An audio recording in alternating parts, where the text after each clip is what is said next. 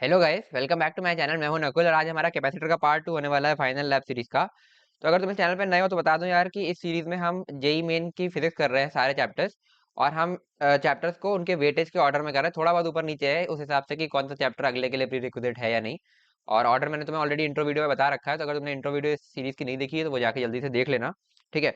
तो इस सीरीज के बारे में थोड़ा तुम्हें बता देता हूँ यार कि इस सीरीज में हम जेई मेन की फिजिक्स कर रहे हैं, जैसा कि मैंने तुम्हें कहा सारे इंपॉर्टेंट टॉपिक्स हम इसमें कवर कर रहे हैं। अगर तुम एक जेई मेन 2025 एस्पिरेंट हो तो तुम्हारे लिए वन स्टॉप डेस्टिनेशन होने वाला है, और इसमें हम सारे टाइप ऑफ प्रॉब्लम जो भी जेई मेन में आज तक पूछे गए हैं या पूछे जा सकते हैं उनको हम इसमें कवर कर रहे हैं। चलो आगे बढ़ते हैं।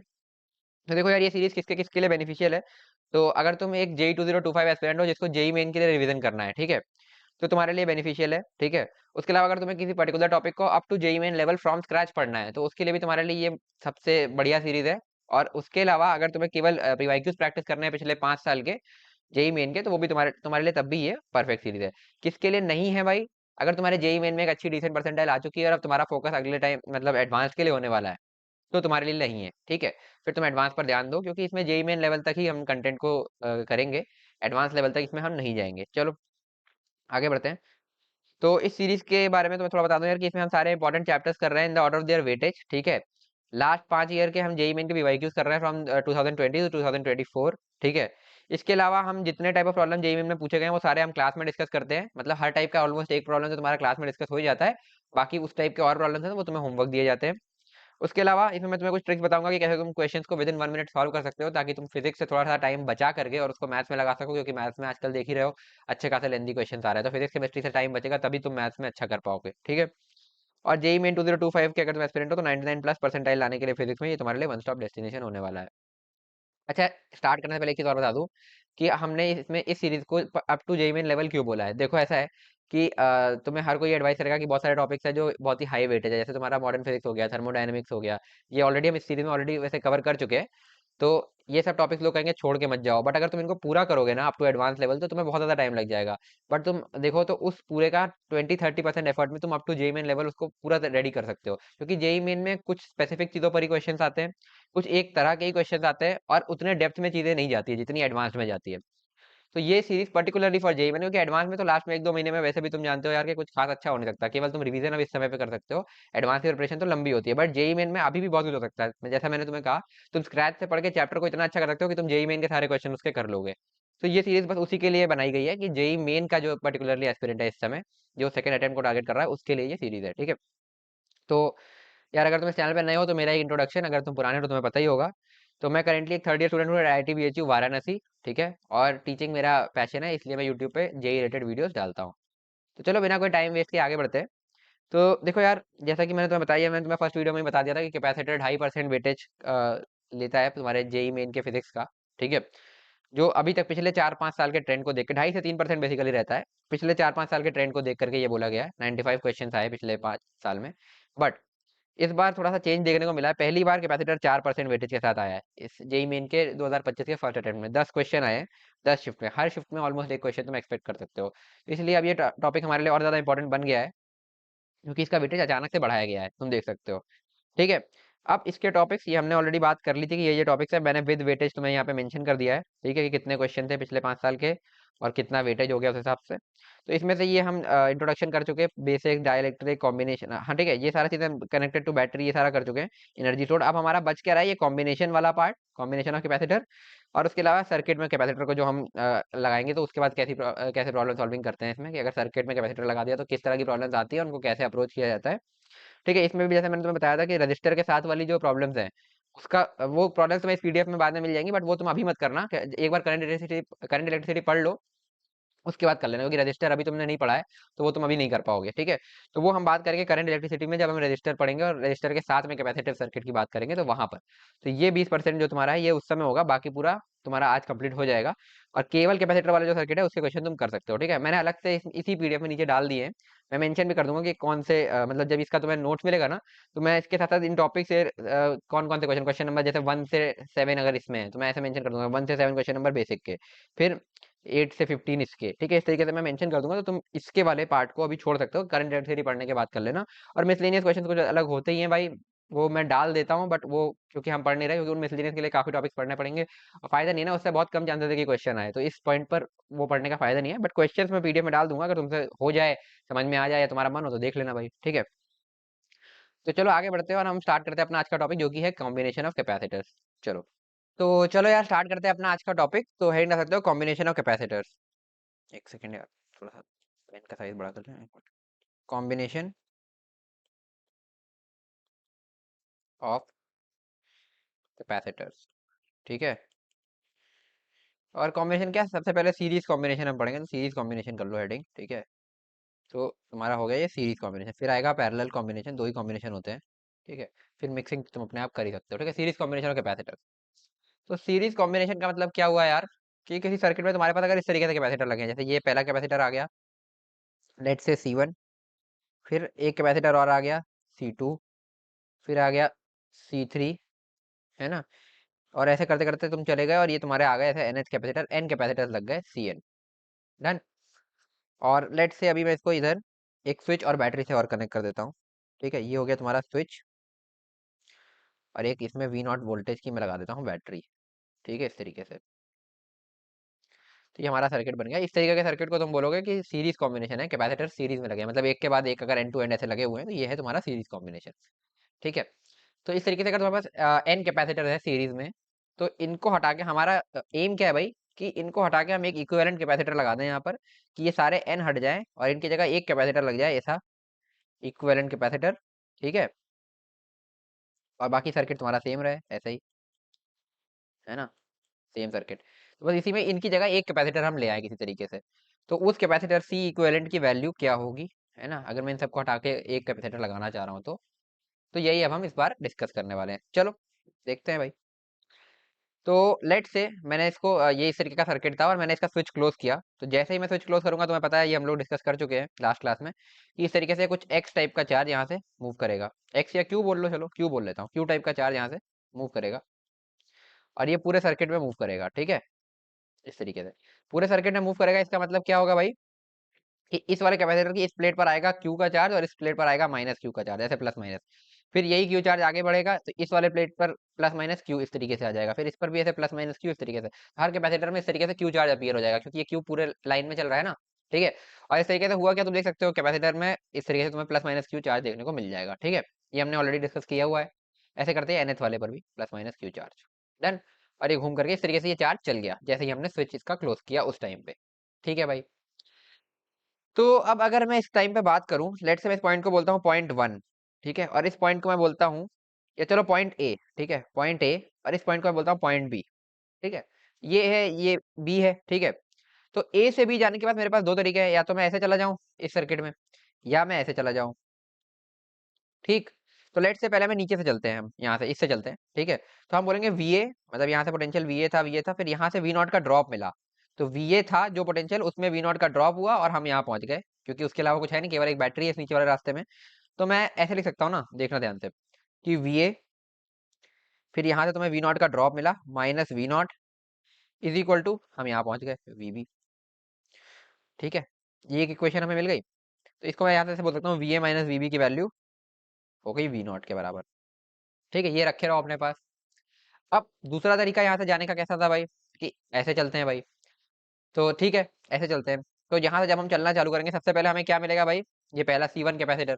इस C1 कैपेसिटर पर देख सकते हो तुम, इसका कैपेसिटेंस C1 है, इसका इस पर चार्ज है Q, तो इस पर कुछ ना कुछ पोटेंशियल का ड्रॉप होगा। क्यों, क्योंकि हाई से लो की तरफ जाओगे, इलेक्ट्रिक फील्ड ऐसे होती है इसके अंदर, हाई से लो में, तो यहाँ से यहाँ तक पोटेंशियल का ड्रॉप होना चाहिए, तो कुछ पोटेंशियल यहाँ ड्रॉप हो जाएगा। फिर उसके बाद थोड़ा आगे चलोगे, यहाँ पे फिर कुछ पोटेंशियल ड्रॉप हो जाएगा, फिर यहाँ पे कुछ पोटेंशियल ड्रॉप हो जाएगा, कुछ पोटेंशियल ड्रॉप हो जाएगा, ऐसे एनएच तक थोड़ा थोड़ा पोटेंशियल ड्रॉप होगा, और फिर हम वीए से वीबी पहुंच जाएंगे, ठीक है। तो लेट से मैं बोल रहा हूँ यही, कि इस C1 के थ्रू जो पोटेंशियल ड्रॉप हुआ, ये हो गया तुम्हारा V1 के बराबर, ठीक है। वहां नीचे लिख दूं क्या यार, थोड़ा सा दिक्कत आ रही है, हाँ। तो इसके थ्रू जो पोटेंशियल ड्रॉप हुआ वो हो गया V1 के बराबर। फिर C2 पर आए, इस पर V2 का ड्रॉप हो गया, इस पर V3 का ड्रॉप हो गया, ऐसे ऐसे करते करते तुम्हारा NH वाले पर VN का ड्रॉप हो गया, ठीक है। तो हर पर कुछ ना कुछ ड्रॉप होगा। तो मैं अब इस ऊपर वाले पाथ के लिए ऐसा लिख सकता हूँ ना, कि VA जो ए पॉइंट का पोटेंशियल था, वहां से आगे बढ़े, पहले हमें ये वाला कैपेसिटर मिला, तो हम बोलेंगे माइनस V1, यहाँ से V1 का ड्रॉप हुआ। फिर अगला कैपेसिटर मिला, यहाँ पे V2 का ड्रॉप हुआ, तो माइनस V2, है ना। और ऐसे करते करते एन तक चले गए, तो सब में ड्रॉप होगा so on minus V N is equal to तुम्हारा किसके बराबर आ गए हम वी बी पर पहुंच गए। ठीक है, पॉइंट बी का पोटेंशियल। ठीक है भाई, चलो ये हो गया। तो यहाँ से मैं बोल सकता हूँ कि V A minus V B तुम्हारा बराबर हो जाएगा किसके V one plus V two plus and so on plus V N के। ये एक और इक्वेशन मिल गई मुझे, है ना।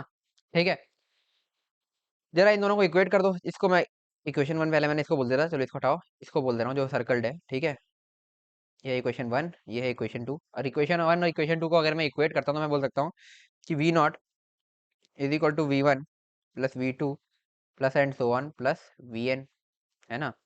पूरा एक साइड में लाना चाहूँ अगर मैं ऐसा बोल सकता हूँ कि V not minus V one plus V two so on V N is equal to zero. यानी कि ऐसा बोल सकता हूँ V not minus V one minus V two so on minus V N is equal to zero. ठीक है, ये बोल सकता हूँ। वी वन की वैल्यू लिख सकता हूँ क्या मैं किसी तरीके से, देखो Q is equal to C by V होता है, तो V equal to Q by C हो जाएगा।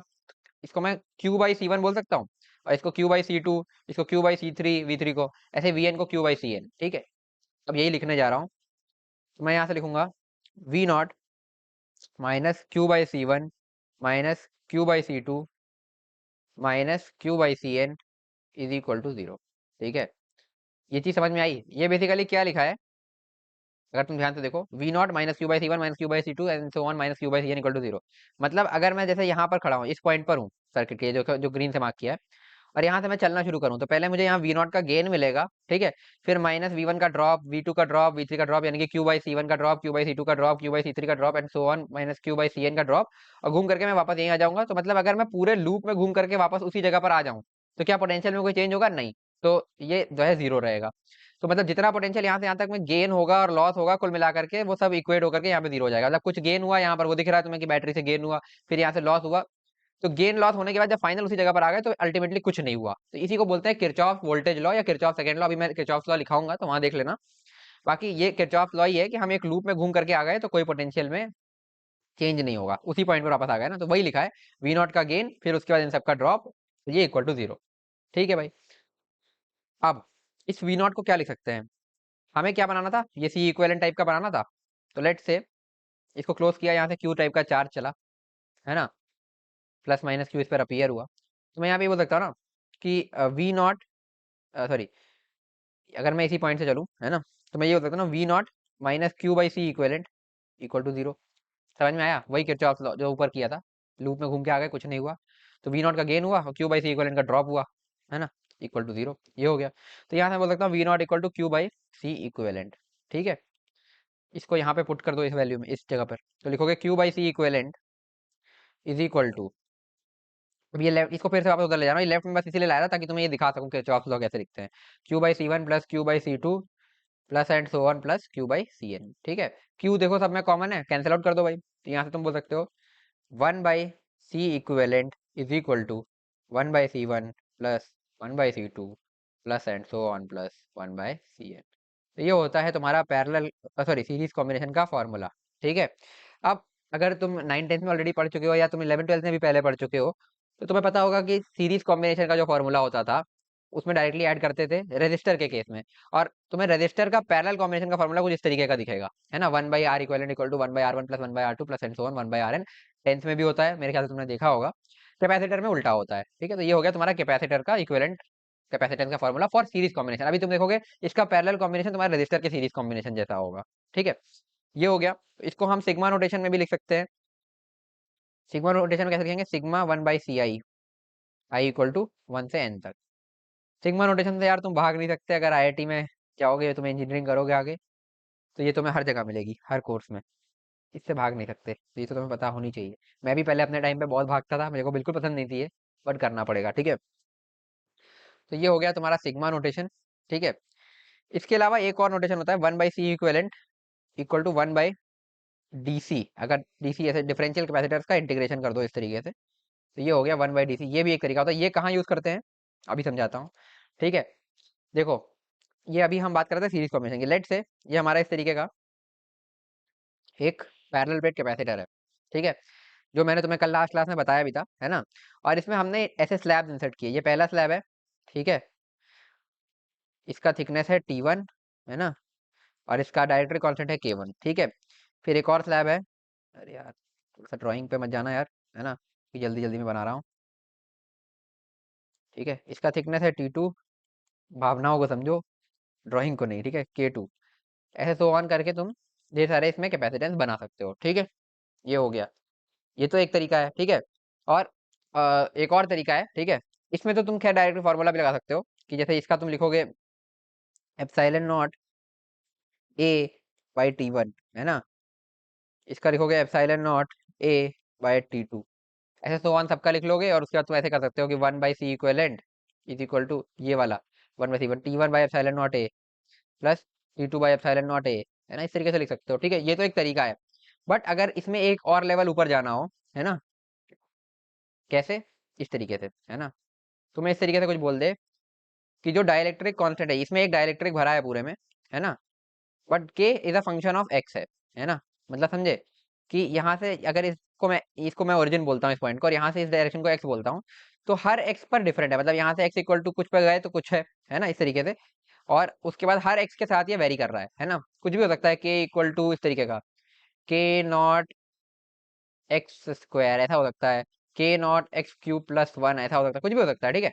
इस तरीके कुछ भी दे दिया, बट इतना पता है कि एक्स के साथ वेरी कर रहा है। एक्स क्या है, ये इसकी जो डिस्टेंस यहाँ से, मतलब एक प्लेट से दूसरी प्लेट की तरफ जाते हुए डिस्टेंस। तो ऐसे में होगा क्या भाई, कि अगर तुम यहाँ से कुछ एक्स डिस्टेंस पर जाकर एक इस तरीके का एलिमेंटल ये लोगे, एक छोटा सा एलिमेंट लोगे इसकी लेंथ पर डीएक्स टाइप का, तो ये क्योंकि बहुत छोटी है, ये बहुत छोटी थिकनेस है, तो इसके लिए हम बोल सकते हैं कि कांस्टेंट होगा के, है ना। तो इसके लिए के जो होगा वो इस वैल्यू पर, इस एक्स पर जो भी वैल्यू होगी, जैसे के नॉट, ये वाला एग्जांपल ले लें, के नॉट एक्स स्क्वायर हो जाएगा, ठीक है, ये हो जाएगा। तो अगर इस छोटे से कैपेसिटर की मैं कैपेसिटेंस लिखना चाहूँ डीसी, तो वो होगा epsilon not A bye thickness कितनी है इसकी डीएक्स, है ना, ठीक है, क्योंकि थिकनेस देखो दिख रही है, इंटू के क्या है यहाँ पर, के नॉट एक्स स्क्वायर, है ना, ये इस तरीके से। और मुझे अगर इस तरीके से ढेर सारे मैं एलिमेंटल कैपेसिटर्स को इस तरीके से इंडिकेट कर दूं, तो मुझे यहाँ से यहाँ तक जीरो से इस डिस्टेंस को मैं लेट से बोल देता हूँ डी, है ना, थिकनेस को यहाँ जीरो से इसको डी बोल देता हूँ। तो जीरो से डी तक ऐसे छोटे छोटे कैपेसिटर्स को मैं इंटीग्रेट कर दूं यहाँ से यहाँ तक, तो मुझे मिल जाएगा ओवरऑल ये कैपेसिटर, ठीक है। तो मैं वही करूंगा। तो क्योंकि ये कैपेसिटर तुम्हें कैसे दिख रहा है सीरीज में, तो तुम बोल सकते हो कि इसका सी इक्वेलेंट जो होगा, एक 1/c इक्वेलेंट जो होगा, इसको तुम बोलोगे इंटीग्रेशन ऑफ 1/dc होगा, क्योंकि सीरीज कॉम्बिनेशन है। तो हो जाएगा इस तरीके का इंटीग्रेशन ऑफ डीसी, ये लिखा है, तो तुम लिखोगे D x upon epsilon not a के नॉट एक्स स्क्वायर, ठीक है। बस अब ये एक्स का फंक्शन है, ये तो बाहर आ जाएगा, इस एक्स स्क्वायर का इंटीग्रेशन कर लोगे, और इसमें लिमिट क्या लगा दोगे भाई, जीरो से लेकर के डी तक। तो इस तरीके से तुम्हें 1/c इक्वेलेंट यहाँ से मिल जाएगा।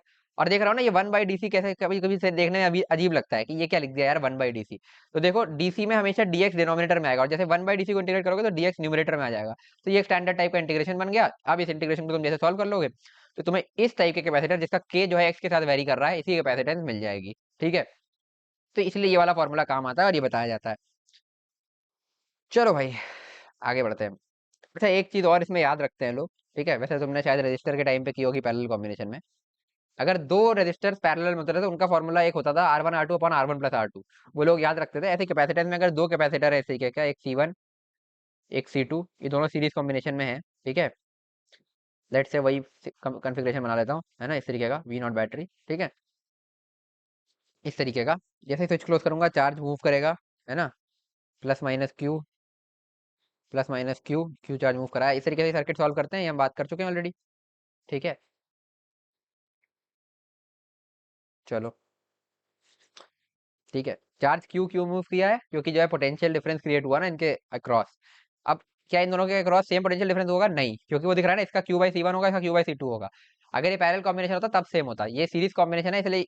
पर इन दोनों के अक्रॉस, जैसे यहाँ से V0 का गेन हुआ है, अगर मैं इस पॉइंट से चलूँ, यहाँ से V0 का गेन हुआ है, तो इसमें कुछ ड्रॉप होगा, इसमें कुछ ड्रॉप होगा, और दोनों के ड्रॉप का सम इस गेन के बराबर होगा, क्योंकि नेट में कुछ नहीं होना चाहिए ना अगर मैं सेम जगह पर आ जा रहा हूँ वापस। तो ये हो गया, ठीक है। अब इसका जो फॉर्मूला याद रखते हैं, तुम इसमें बोल सकते हो, इसमें सीरीज फॉर्मूला लगाओगे तुम बोलोगे 1/c equivalent equal to 1/c1 plus 1/c2, LCM लो, C1 C2, ऊपर आएगा C1 प्लस C2 ऐसा, है ना, 1/c इक्वेलेंट। तो दो कैपेसिटर के लिए सी इक्वेलेंट की वैल्यू होती है simply C1 C2 upon C1 plus C2, ये याद रखो, क्वेश्चन जल्दी हो जाएंगे, ठीक है। तो ये हो गया तुम्हारा। चलो सीरीज कॉम्बिनेशन यहीं पे तुम्हारा खत्म होता है। नेक्स्ट अब पढ़ेंगे हम कैपेसिटर्स कनेक्टेड इन पैरेलल, है ना। या पैरेलल कॉम्बिनेशन ऑफ कैपेसिटर्स। तो हेडिंग डाल सकते हो पैरेलल कॉम्बिनेशन ऑफ कैपेसिटर्स।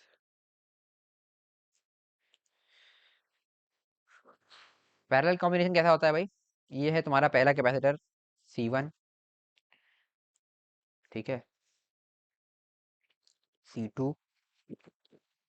चलो ऐसे लगाता हूँ, थोड़ा सा और बेटर कर देता हूँ इसको, है ना, ऐसे। ये है तुम्हारा पहला कैपेसिटर C1। ये है तुम्हारा दूसरा कैपेसिटर C2, है ना। ये है तुम्हारा तीसरा, एक मिनट, तीसरा कैपेसिटर C3। ऐसे ही n कैपेसिटर लगा दिए, और ये तुम्हारा आखिरी कैपेसिटर है Cn, ठीक है।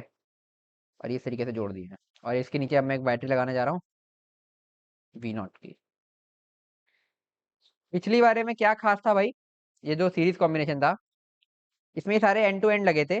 इसमें खास बात ये थी कि यहाँ से जो क्यू चार्ज चलेगा, ये क्यू चार्ज, ये सब पर अपीयर होगा, क्योंकि ये सेम पाथ से जा रहा है ना, क्यू एसी पे घूम सकता है और कोई पाथ तो है नहीं इसके पास, तो ये सब पर जाएगा, क्यू क्यू क्यू सब पर अपीयर होगा।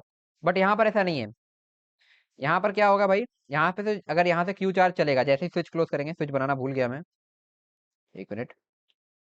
तो लेट से यहाँ पर स्विच था, है ना। तो जैसे ही हम स्विच क्लोज करेंगे, तो यहाँ से क्यू चार्ज चलेगा, ठीक है। इसमें से Q1 इसमें जाएगा, Q2 इसमें जाएगा, Q3 इसमें जाएगा, ऐसे ही करते में NH वाले में कुछ Qn जाएगा। तो हर एक नोड में अलग अलग चार्ज इसमें जाएगा, ठीक है। डन। एक मिनट यार, क्या हो रहा है ना। तो आपकी चार्ज डिफरेंट होगा, बट एक चीज सेम होगी, क्या? देखो, अगर मैं इस पॉइंट को A बोलता हूँ और इस पॉइंट को मैं B बोलता हूँ, ठीक है, तो मैं इस पॉइंट को भी A बोल सकता हूँ ना, क्योंकि यहाँ से यहाँ तक तो केवल वायर है, ठीक है। इसके के बीच में तो कुछ लगा ही नहीं है, इस पूरे डिस्टेंस में यहाँ तो कुछ लगा ही नहीं है। इसको A बोल सकता हूँ। सिमिलरली इस पॉइंट को भी A बोल सकता हूँ, क्योंकि यहाँ पर भी बीच में कुछ नहीं है। इसको भी A बोल सकता हूँ, इसको भी A बोल सकता हूँ। तो ऐसे सारे पॉइंट को लेफ्ट साइड वाले मैं A बोल सकता हूँ, ठीक है। सिमिलरली इधर वाले सारे पॉइंट्स को मैं B बोल सकता हूँ, है ना। तो अब अगर मैं देखूं तो VA, अगर मैं A से B जाना चाहूँ तो ये ऐसे जा सकता हूँ, चाहे ऐसे जा सकता हूँ, चाहे ऐसे जा सकता हूँ, चाहे ऐसे जा सकता हूँ, चाहे ऐसे जा सकता हूँ। चलो सबसे नीचे वाले से चलते हैं, बैटरी वाले से। तो मैं बोलूंगा VA minus V0 equal to VB। तो VA माइनस VB की वैल्यू यहाँ से आ जाएगी कितनी? V0 भाई, ठीक है ना। ये हो गया। ऐसे ही यहाँ से अब इसके ऊपर वाली नोट से चलेंगे, इससे चलते हैं। तो मैं बोल सकता हूँ VA minus VB, sorry, VA minus Q1/C1 is equal to V0। तो मैं यहाँ से, सॉरी, VB, है ना। तो इसको मैं बोल सकता हूँ VA minus VB is equal to Q1/C1, है ना। सिमिलरली इसके ऊपर वाले नोट से जाऊंगा, मैं बोल सकता हूँ VA minus VB is equal to Q2/C2, है ना।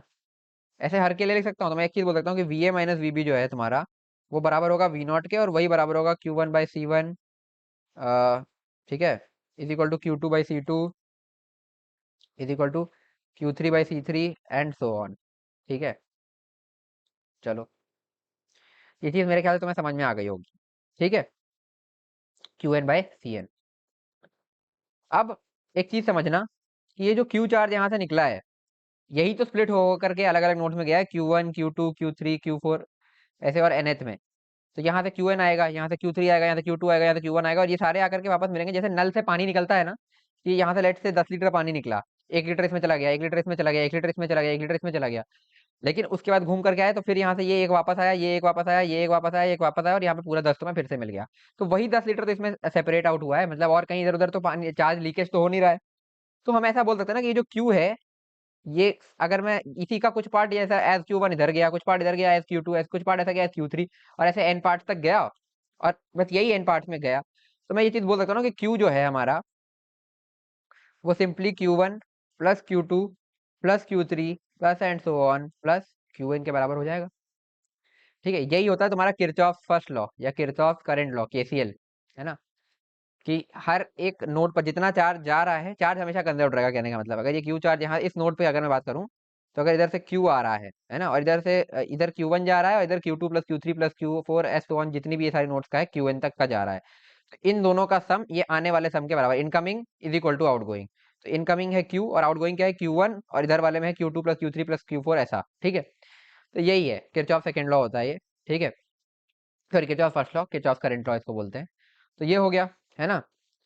और अब ध्यान देना जरा, हमारा उद्देश्य क्या था, इस पूरे सिस्टम ऑफ कैपेसिटर को हटा के जैसे पीछे हमने किया था, एक इक्विवेलेंट कैपेसिटर लगा दें, एक हमारी बैटरी रहे, ठीक है। तो इस सी इक्विवेलेंट की वैल्यू हमें निकालनी थी, जैसे चार्ज क्लोज करेंगे ये क्यू जाएगा, तो फिर वही मैं बोल सकता हूँ ना, V not equal to Q by C equivalent, है ना, जैसे ऊपर लिखा था, है ना। वही V not minus Q by C equivalent equal to zero, तो V not equal to Q by C equivalent, ठीक है, ऐसा। तो क्यू की वैल्यू मैं लिख सकता हूँ C equivalent into V not, है ना, बिल्कुल। और Q1 जो है उसको मैं बोल सकता हूँ, सॉरी, ये हो गया, है ना। इस कैपेसिटर की कैपेसिटेंस C1 थी, है ना, तो इसमें चार्ज Q1 था, ठीक है। तो यहां से यहां तक का, एक मिनट, हाँ सही लिखा है, ठीक है। हम्म। तो एक चीज बताना मुझे कि Q क्या होता है तुम्हारा, देखो कैपेसिटेंस होता है तुम्हारी Q बाई वी, तो Q होता है CV के बराबर, है ना। तो इस Q1 को क्या मैं C1 इंटू वी नॉट नहीं लिख सकता, क्योंकि ए और बी के बीच का पोटेंशियल डिफरेंस तो वही वी नॉट है ना, हर पॉइंट हर कैपेसिटर के बीच यही वी नॉट अपीयर हो रहा है। तो C1 इंटू वी नॉट, इसको C2 इंटू वी नॉट, इसको C3 इंटू वी नॉट, ऐसा लिख सकता हूँ ना मैं, ठीक है। क्योंकि जो Q1 है वो C1 इंटू वी नॉट के बराबर ही हो जाएगा, समझ में आ ही रहा है, ये देख रहे हो इसी फॉर्मूले से लिखा है, ठीक है। तो अब यही चीज हम करेंगे, तो Q को हम क्या लिख लें, यहाँ से ये लिखा हमने C equivalent into V not, ठीक है, इसी चीज को हम यहाँ पे लिख रहे हैं नीचे। तो Q को हम लिख सकते हैं C equivalent into V not is equal to Q1 को हम लिख सकते हैं C1 वी नॉट। ये कैसे लिखा समझ में आ रहा है ना, कि किसी कैपेसिटेंस C1 है और इन दोनों पॉइंट्स के बीच में जिसमें ये कैपेसिटर लगा हुआ है, इनके बीच का पोटेंशियल डिफरेंस क्या है, यही V not. Similarly C2 V not लिख सकते हो इस Q2 को, C3 वी नॉट लिख सकते हो इस Q3 को, ठीक है, यही कर रहे हैं हम। तो C1 V not plus C2 V not plus and so on plus CN V not, ठीक है। वी नॉट कॉमन दिख रहा है भाई, काट दो, तो C इक्विवेलेंट का फॉर्मूला निकल करके आ जाएगा C1 plus C2 plus and so on plus CN। अब देखा जाए तो मुझे इन दोनों फॉर्मूले की प्रूफ बताने की कोई जरूरत नहीं थी भाई, केवल फॉर्मूला याद रखोगे तो भी तुम्हारे क्वेश्चन हो जाएंगे। बट पता होना चाहिए, फील तो आनी चाहिए भाई, फिजिक्स पढ़ रहे हैं, फील आनी चाहिए कि कहाँ से आया, इसलिए मैंने बता दिया बस। प्रूफ प्रूफ का तुम्हें नहीं भी समझ में आता तो याद मत रखना, याद रखने की जरूरत नहीं, बट तुम्हें समझाने के लिए था, ठीक है। ये हो गया सी इक्विवेलेंट का फॉर्मूला, ठीक है। इसका दूसरा, सिग्मा नोटेशन में लिखोगे तो ऐसे लिखोगे, सिग्मा CI इक्वल टू 1 से लेकर के n तक, ठीक है। और वही, अगर इंटीग्रेशन में लिखना है तो इंटीग्रेशन DC, तो ऐसे छोटे छोटे DC लिख के इंटीग्रेट कर लो, ठीक है। वही स्लैब वाले क्वेश्चन करने के लिए, तो ये भी एक इसका फॉर्म होता है, ठीक है भाई। ये हो गया। अब एक चीज और समझ लो भाई, ठीक है, ये एक्स्ट्रा पॉइंट है, ये चाहे तो मैं छोड़ सकता था, ठीक है। लेट्स से तुम्हारे पास एक ऐसा सिस्टम ऑफ कैपेसिटर है, ये सी कैपेसिटर, ये सी का कैपेसिटर, है ना, ये वी नॉट की बैटरी, ये तुम्हारा स्विच, इस तरीके का तुम्हारे पास एक सर्किट गिवन है, ठीक है। मैंने बोला T इक्वल टू 0 पर इस पर हमने स्विच क्लोज किया, ठीक है। तो यहाँ पर कुछ Q चार्ज फ्लो करना चालू करेगा, तो Q की वैल्यू बताओ, है ना, ठीक है। इस Q की वैल्यू बताओ। तो वैसे तो तुम इसको जनरली बिना कोई सीरीज का फॉर्मूला लगाए भी कर सकते हो, क्योंकि बहुत इजी क्वेश्चन है, बहुत इजी सिचुएशन है। बट अगर मैं इसमें लेट से सीरीज का फॉर्मूला लगा के इन दोनों की जगह एक कैपेसिटर लेता हूँ, तो वो कितना होगा, सी इक्विवेलेंट बराबर होगा तुम्हारा C इंटू सी अपॉन C प्लस सी, यानी कि C स्क्वायर बाई 2C, यानी कि C/2 का एक कैपेसिटर लगा दूं। तो मैं ऐसा बोल सकता हूँ कि C/2 का एक कैपेसिटर लगा दिया, वी नॉट की बैटरी है भाई, है ना, क्यू टाइप का चार्ज चला है, तो मैं सीधे बोल सकता हूँ कि क्यू जो है तुम्हारा वो simply C/2 into V not, C/V0/2 इसके बराबर हो जाएगा, ठीक है। तो ये हो गया, है ना, डन।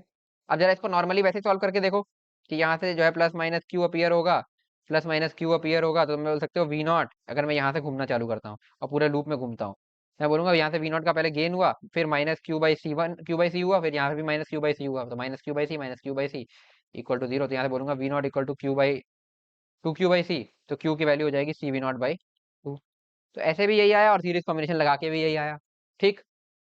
अब एक मजेदार चीज देखना, सिमिलर सिचुएशन है, एक कैपेसिटर है C, एक और कैपेसिटर है C, बट इसमें ऑलरेडी पहले से कुछ Q0 चार्ज था, ये ऑलरेडी चार्ज कैपेसिटर था।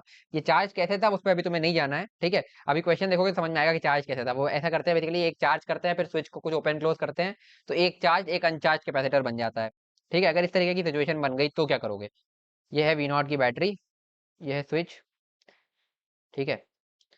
T इक्वल टू 0 पर तुमने स्विच क्लोज किया, यहाँ से कुछ Q चार्ज फ्लो करना चालू करेगा लेट से, है ना। चलो ठीक है ये। तो अगर तुम ध्यान दो, सीरीज का फॉर्मूला लगा दें जैसे यहाँ लगाया था, है ना, तो ये तो सिमिलर सिचुएशन है, सी और सी का ये बनेगा कैपेसिटर। तो तुम ऐसे बोल दोगे एक C/2 का कैपेसिटर बना, V0 की बैटरी लगी, है ना, तो इसमें चार्ज कितना हो गया, CV0/2, वही जो सिमिलर ऊपर आया था। बट अब जरा सॉल्व करके देखो क्या यही आ रहा है। आओ करते हैं। Q0 को मैं लेट से बोल देता हूँ ऐसा, ठीक है, ये हो गया। अब जरा इसको सॉल्व करना, ठीक है। तो तुम बोलोगे यहाँ से क्यू चार्ज चला तो इस पर चार्ज कितना अपियर होगा। अब क्या इस पर प्लस माइनस क्यू अपियर होगा, नहीं, इस पर ऑलरेडी प्लस माइनस Q0 था, तो Q0 में क्यू ऐड हो जाएगा। तो अब इस पर जो चार्ज हुआ वो होगा कितना, Q0 प्लस क्यू, और उसी का माइनस इधर। पर इस वाले पर प्लस माइनस क्यू ही होगा क्योंकि क्यू चला है और इसमें ऑलरेडी Q0 था, तो उस Q0 में क्यू एड ऑन होगा, ठीक है। यही डिफरेंस है ऊपर वाले सिचुएशन में और इस वाले सिचुएशन में। अब चार्जेस दिख लिए। अब वही लूप में चलते हैं, यहाँ से शुरू करते हैं, कोने वाले से, ठीक है, यहाँ से शुरू करते हैं।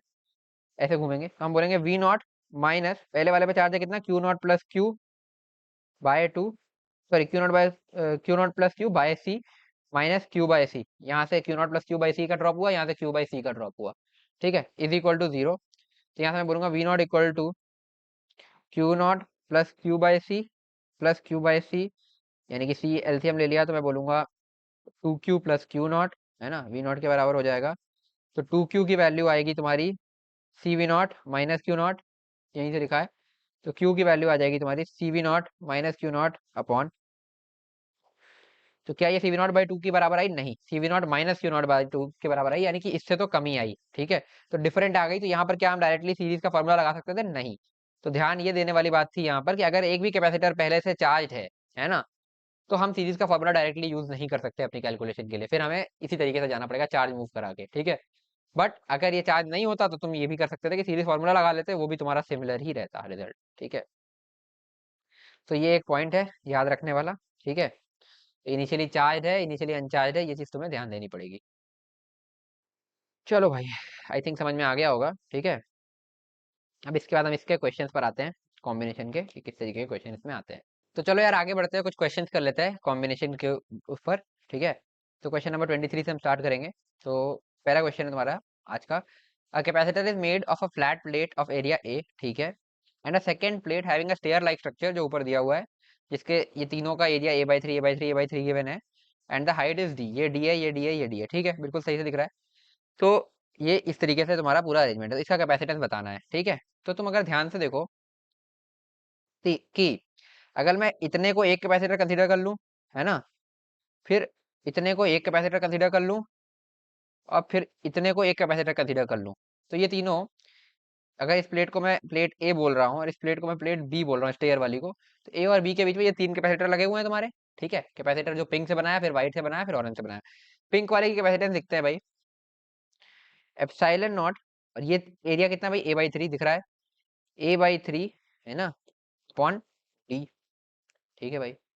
इसकी कैपेसिटेंस लिखते हैं, ये हो जाएगी एप्सिलॉन नॉट, इसका भी एरिया भाई A/3 अपॉन डिस्टेंस, अब कितना हो गया, ये डी और ये डी, तो ये टोटल डिस्टेंस 2D हो गया ना, 2D। ऑरेंज वाली की लिखेंगे epsilon not A/3 upon 3D, ठीक है। और ये तीनों है पैरेलल में, तो सीधे सीधे इनको ऐड कर दो तो तुम्हारा इक्विवेलेंट कैपेसिटेंस मिल जाएगा। बस ऐड करते हैं भाई। तो ये बनेगा तुम्हारा, अगर मैं एप्सिलॉन नॉट A/D कॉमन लगा लूँ, तो इसमें बनेगा 1/3, इससे आएगा 1/3 इंटू 2 यानी कि 1/6, इसमें आएगा 1/9। इसको सॉल्व करोगे तो ये आएगा एप्सिलॉन नॉट A/D, अंदर 18 एलसीएम आएगा, तो 3 6 18 प्लस 6 2 6 3 18 यानी कि 3 प्लस 9 2 18, तो 7 8 9 10 11, तो 11/18 एप्सिलॉन नॉट A/D, तो ऑप्शन डी तुम्हारा करेक्ट हो जाएगा, मैच कर रहा है, ठीक है भाई। नेक्स्ट क्वेश्चन, इसमें बोल रहा है equivalent capacitance of the combination shown, ठीक है भाई। तो इक्विवेलेंट, जैसे मैं इस पॉइंट को ए बोल दिया, इस पॉइंट को बी बोल दिया, तो ए और बी के बीच में इक्विवेलेंट कैपेसिटर लगाना है, मतलब इन सबको हटा के एक कैपेसिटर लगा दें जो किसी इक्विवेलेंट कैपेसिटेंस का हो, ठीक है भाई। तो ऐसे क्वेश्चन में क्या करते हैं, जैसे अगर इस पॉइंट को मैंने बी बोला है, तो ये भी बी है, ये भी बी है, ये भी बी है, क्योंकि सारे केवल वायर है ना, ये भी बी है, ये भी बी है, दिख रहा है ना, ये सारे बी ही है। और इस पॉइंट को अगर ए बोला है तो ये पॉइंट ए है, और ये पॉइंट भी ए है क्योंकि ये भी ए है, ऐसा है ना, ठीक है।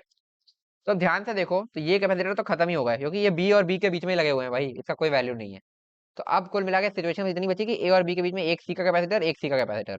तो ए और बी के बीच में जैसे अगर तुम ए से चलो तो पहला आएगा एक सी का कैपेसिटर और एक और आएगा सी का कैपेसिटर। यही है सिचुएशन तुम्हारी अब, ठीक है, इस तरीके की। तो ये तो सिंपल पैरेलल कॉम्बिनेशन है भाई। पैरेलल कॉम्बिनेशन में क्या करते हैं, C equivalent equal to C plus C यानी कि 2C, दोनों को ऐड कर दो। 2C पेन उठाने की भी जरूरत नहीं है क्वेश्चन में। ठीक है, दोनों पैरेलल हैं, दोनों ए और बी के बीच में लगे हैं, समझ में आ ही रहा होगा। ठीक है, next question. Two capacitors each having capacitance 40 microfarad are connected in series. ठीक है, the space between one of the capacitors is filled with dielectric material of constant K such that equivalent capacitor of the system becomes 24। ठीक है, तो ऐसा है कि पहले तो दो कैपेसिटर हैं जो कि 40 माइक्रोफैरेड के हैं, एक दूसरे से ऐसे सीरीज में लगाए हुए हैं हमने, 40 40। अब इनमें से एक कैपेसिटर में हमने डाइलेक्ट्रिक भर दिया, लेट से ये हो गया, इसका डाइलेक्ट्रिक कांस्टेंट है के। ठीक है, और इक्विवेलेंट कैपेसिटेंस अब 24 हो गई, तो के की वैल्यू बतानी है। तो अब इसकी कैपेसिटेंस कितनी हुई, के भरने के बाद 40 के हो जाएगी, क्योंकि माइक्रोफैरेड में, क्योंकि ये 40 थी, और इसकी तो 40 ही रहेगी, इसमें कुछ चेंज हुआ नहीं।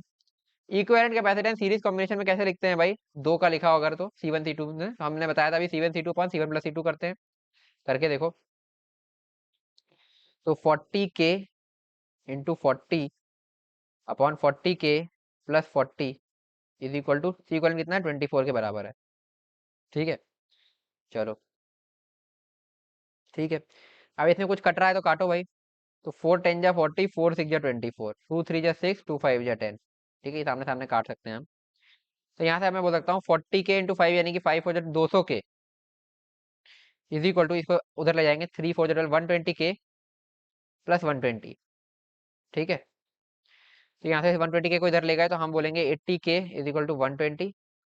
तो यहाँ लिख देता हूँ, के इज इक्वल टू 120/80, यानी कि 4 से जा 12, 4 2 जा 8 यानी कि 1.5। तो ऑप्शन तुम्हारा ए करेक्ट हो जाएगा। ठीक है,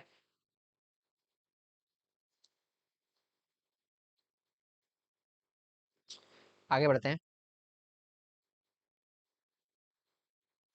next question. A parallel plate capacitor which plate area A has a separation D between the plates। ठीक है, सब कुछ गिवन है। Dielectric slabs of constant K1 and K2 of same area A by 2 and D by 2 thickness are inserted between the plates। ठीक है, ऐसे तो equivalent capacitance बतानी है। अब एक बात समझो, मैं इसको ऐसा समझ सकता हूँ, इस पॉइंट को अगर मैं इस एंड को ए बोलता हूँ, इसको बी बोलता हूँ, तो ए से बी चलेंगे, तो इस पूरे K1 वाले को मैं एक कैपेसिटर C1 बोल दे रहा हूँ। ठीक है, पिंक से दिखा लेता हूँ। कौन सा कलर चलेगा यार यहाँ पे, जो दिखे थोड़ा, एक मिनट रुकना, शायद रेड दिखना चाहिए, दिख ही नहीं रहा यार, ये भी येलो दिखेगा शायद। चलो C1 बोलता हूँ इसको, इसको C2 बोलता हूँ। ठीक है, समझ गए। और इसको मैं C3 बोल देता हूँ। तो तीन कैपेसिटर हो गए ए और बी के बीच में, C1 और C2। जैसे मैं अगर ए से चलूँ, इसका फिगर इक्विवेलेंट में ऐसा बना सकता हूँ। तो पहला कैपेसिटर मुझे मिलेगा ये C1 टाइप का, ये मिलेगा C2 टाइप का। C1 ये है एक्चुअली में, है ना, C2 ये है। ठीक है, और C3 ये एयर वाला हो गया। C3 इनके पैरेलल में है, दिख रहा होगा तुम्हें। ठीक है, C3, तो इस तरीके का पूरा फिगर ये बन जाएगा। ठीक है, अब इन C1 C2 C3 की वैल्यू लिख लूँ, तो मैं ए बी के बीच में इक्विवेलेंट कैपेसिटेंस निकाल सकता हूँ। इस C1 की वैल्यू लिखते हैं। C1 की वैल्यू होगी, ग्रीन से लिखूं क्या, ग्रीन से वहां पे मार्क किया हुआ है मैंने, एप्सिलॉन नॉट, एरिया कितना हो गया भाई, A/2। इसने लिखा हुआ है ना कि A/2 के एरिया में ये स्प्लिट किया है, ये इधर भी A/2 है, ये भी A/2 है। एप्सिलॉन नॉट A/2, और डी कितना है, अब ये थिकनेस भी D/2 है। ठीक है, बाई D/2, और इसमें किससे मल्टीप्लाई करते हैं, K1 इसका डायरेक्टली कॉन्स्टेंट, ये छुप गया है यहाँ पे, ये है। ठीक है, तो इसको अगर मैं थोड़ा सिंप्लीफाई करूँ तो ये हो जाएगा तुम्हारा epsilon not A/D into K1। Clear. ऐसे ही अब ये C2 वाले का लिखता हूँ। ठीक है, C2 को मैंने पिंक कलर से लिखा था, तो पिंक कलर से ही लिखते हैं। C2 हो जाएगा तुम्हारा एप्सिलॉन नॉट, एरिया इसका भी A/2, डिस्टेंस इसका भी, मतलब वो थिकनेस इसका भी D/2, लेकिन इसमें अब की इक्विवेलेंट क्या कहते हैं तुम्हारा डायरेक्टरी कांस्टेंट K2, तो हो जाएगा epsilon not A/D into K2। Done. Air वाला लिखते हैं, इसके बाद एक पेज ऐड करना पड़ेगा। ठीक है, एयर वाला लिखते हैं C3। C3 है तुम्हारा एप्सिलॉन नॉट, एरिया वही अगेन, ये भी A/2 ही है ना, देख सकते हो, A/2, बट अब की बार थिकनेस पूरी डी हो जाएगी, ये पूरा एयर में ही है, बाय डी। और इसमें कोई डायरेक्टरी कांस्टेंट वगैरह से डिवाइड नहीं, मतलब वो नहीं करना है, मल्टीप्लाई। तो हो जाएगा एप्सिलॉन नॉट A/D, या 2D ऐसा बोलो, D/1/2 बोल सकते थे। ठीक है, अब ये C1 C2 तो तुम्हारे पैरेलल में है, और C3 तुम्हारा इनके मतलब C1 C2 सीरीज में है और C3 इनके साथ, पहले पहले C1 C2 का सीरीज कॉम्बिनेशन इनको हटा के एक कैपेसिटर यहाँ लगाते हैं इनकी जगह। तो इसको कैसे करेंगे? तो C1 C2 का सीरीज कॉम्बिनेशन अगर हम करेंगे तो हम ऐसा बोल सकते हैं 1/C equivalent equal to 1/C1 plus 1/C2। ये हो जाएगा 1/C1 कितना होगा भाई, D/ε0 A K1, D/ε0 A K1 plus C2 कितना हो जाएगा, D/ε0 A K2, D/ε0 A K2 1/C equivalent के बराबर। तो यहाँ से K1 K2 अगर मैं इसका एलसीएम लूंगा तो ये बनेगा K1 K2। पहले तो मैं काम करता हूँ, D/ε0 A तो कॉमन ही ले लेता हूँ पूरे से, तो बनेगा 1/K1 प्लस 1/K2, है ना। फिर D/ε0 A 1/K1 1/K2, K1 K2 हो जाएगा ये बन जाएगा K1 प्लस K2। ठीक है, वैसे ही तो सी इक्वेलेंट इसकी जगह क्या आया, ये आएगा K1 K2 upon K1 plus K2 into ε0 A/D। Done. ठीक है, एक पेज और डालना पड़ेगा यार, थोड़ा सा लेंदी जा रहा है। ठीक है, अब सिचुएशन कैसी बन गई भाई अपने पास, ऐसा कि एक कैपेसिटर ये हो गया ए और बी के बीच में, ये सी इक्वेलेंट वाला, और एक कैपेसिटर हो गया अपना एरिया एयर वाला C3। ठीक है, ए और बी के बीच में, ये तुम देख सकते हो ऊपर। ठीक है, मतलब बेसिकली वो C1 C2 को हटा के हमने कैपेसिटर किया ना, और अब C3 वाला बचा है। ठीक है, तो पैरेलल है, तो अब इस पूरे सिस्टम का जो नेट इक्विवेलेंट कैपेसिटेंस होगा वो इन दोनों को ऐड करना पड़ेगा। तो सी इक्विवेलेंट वाली वैल्यू है ये K1 K2 upon K1 plus K2 into ε0 A/D, plus C3 वाले की वैल्यू कितनी है भाई, ε0 A/2D। ठीक है, ε0 A/2D। तो हम सिंपली यहाँ से कहेंगे ε0 A/D कॉमन, अंदर आएगा तुम्हारा K1 K2 upon K1 plus K2 plus 1/2। ये कौन से ऑप्शन से मैच कर रहा है भाई, ε0 A/D into K1 K2 upon K1 into K1 K2 upon K1 plus K2 plus half. तो ऑप्शन ए तुम्हारा एकदम करेक्ट लग रहा है, तो यही हो जाएगा। अच्छा क्वेश्चन था यार, 2021 का क्वेश्चन था ये। इसमें तुम्हारा डायरेक्ट्रिक भी रिवाइज हो गया एक बार, और तुम्हारा कैपेसिटर भी, मतलब ये कॉम्बिनेशन भी हो गया साथ साथ। तो ऐसे ही कंबाइंड क्वेश्चन आते हैं कॉम्बिनेशन और डायरेक्ट्रिक, सॉरी इसके स्लैब के साथ में। ठीक है, नेक्स्ट क्वेश्चन। तो यार two capacitors of 2C and 3 parallel charge up to potential V, battery is removed and the capacitor of C is filled completely with ठीक है। तो यार ये क्वेश्चन जरा हम सर्किट वाला एक बार पढ़ लें, सर्किट में कैसे सॉल्व करते हैं KVL KCL भी, तो उसके बाद हम इसको करते हैं। ठीक है, तो ये अभी गलती से यहाँ पर आ गया, ये बाद में होना चाहिए था। कोई नहीं, नेक्स्ट क्वेश्चन पे आते हैं, क्वेश्चन नंबर 28। ठीक है, इस क्वेश्चन में क्या बोल रहा है, हाँ, as shown in figure, two parallel plate capacitors having equal plate area. दो कैपेसिटर कौन कौन से हैं भाई, एक ये वाला और एक ये वाला। ठीक है, इक्वल प्लेट एरिया, इसका भी एरिया ए है, इसका भी एरिया ए है। ठीक है, और वो वैल्यू दिया हुआ है 200 centimetre square, are joined in such a way that A is not equal to B, मतलब प्लेट एरिया के अलावा ये जो डिस्टेंस है ये इक्वल नहीं है। Okay, equivalent capacitance of the combination is, ठीक है, और ये टोटल 5 mm है, ये 1 mm है ना। इसकी अगर मैं इक्विवेलेंट कैपेसिटेंस लिखूं, मतलब इस वाले कैपेसिटर की, जो पहला कैपेसिटर है इन दोनों प्लेट से जो बना है, ये होगी epsilon not A bye thickness कितनी है, स्मॉल ए। इस वाले की कितनी होगी, epsilon not A bye thickness कितनी है, स्मॉल बी। ठीक है, और ये दोनों लगे हैं कैसे, सीरीज में, है ना। तो इक्विवेलेंट कैपेसिटेंस कितनी होगी भाई, मैं ऐसा बोल सकता हूँ ना, 1/C equivalent, sorry, is equal to 1 by, या इसको सीधे लिख देता हूँ ना, 1/C इक्विवेलेंट इक्वल टू ऊपर वाले का, अगर 1/C1 करूंगा यानी कि A by epsilon not a लिख दूं, सीधे समझ में आ रहा है ना कैसे लिखा है, क्योंकि 1/ε0 A/A यानी कि A upon epsilon not a, plus इसको भी करोगे B upon epsilon not a. ठीक है, ये होगा। अब इसमें कंफ्यूज ये मत हो जाना, ये कैपेसिटर नहीं है, वायर है बीच में, देख रहे हो ना। ठीक है, ये हो गया। तो ये सिंपली हो जाएगा कितना, A plus B upon epsilon not A, है ना। ए प्लस बी की वैल्यू क्या लिख सकते हो, देखो ए और बी की वैल्यू नहीं लिख सकते, बट ए प्लस बी की वैल्यू लिख सकते हैं। कैसे, क्योंकि ये देखो ये 5 mm है, इसमें से ये 1 mm, ये बीच का गैप हटा दो, तो ए प्लस बी की वैल्यू 4 mm हो जाएगी, सिंपली दिख रहा है 4 mm, है ना। तो ये हो जाएगा 4 × 10⁻³ अपॉन एप्सिलॉन नॉट ए, है ना। एप्सिलॉन नॉट ए की वैल्यू कितनी है भाई, 200 इंटू सेंटीमीटर स्क्वायर को मीटर स्क्वायर में करोगे, 10⁻⁴ से मल्टीप्लाई करोगे। तो इसको जब तुम ऐसे सॉल्व करोगे ना, तो सी इक्विवेलेंट की तुम्हारी वैल्यू आएगी एक्चुअली में, है ना, ये 1/C इक्विवेलेंट की वैल्यू थी, तो सी इक्विवेलेंट की वैल्यू यहाँ पे वो सब कर दे रहा हूँ मैं, एप्सिलॉन नॉट इंटू ये हो जाएगी तुम्हारी 200/40, है ना। तो ये आ जाएगा 5 एप्सिलॉन नॉट।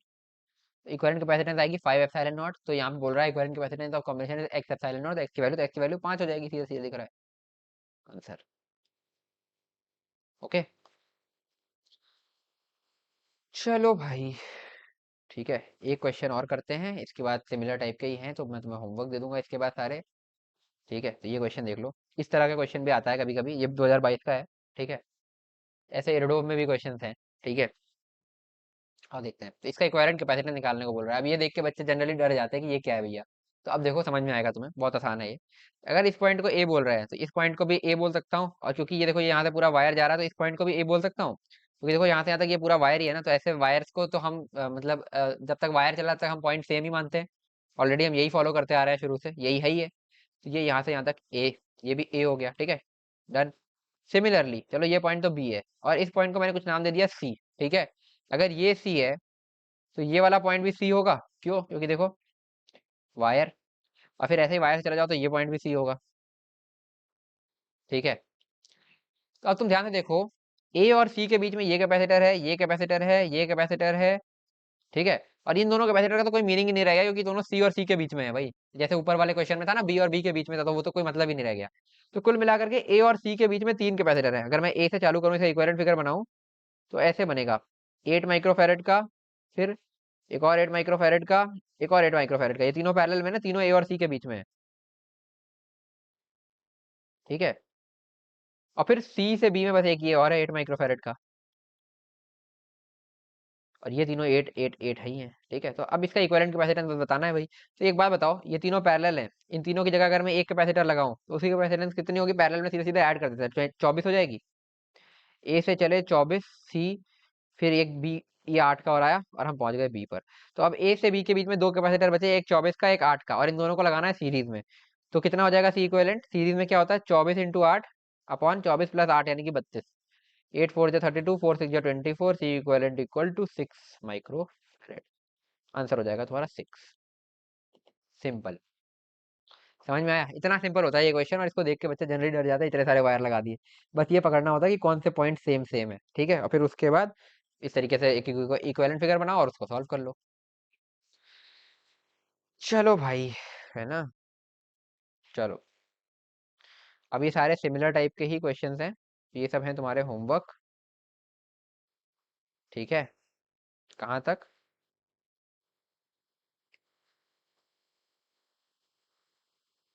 44 क्वेश्चन नंबर तक। ठीक है, ये पूरे तुम्हारे होमवर्क हैं।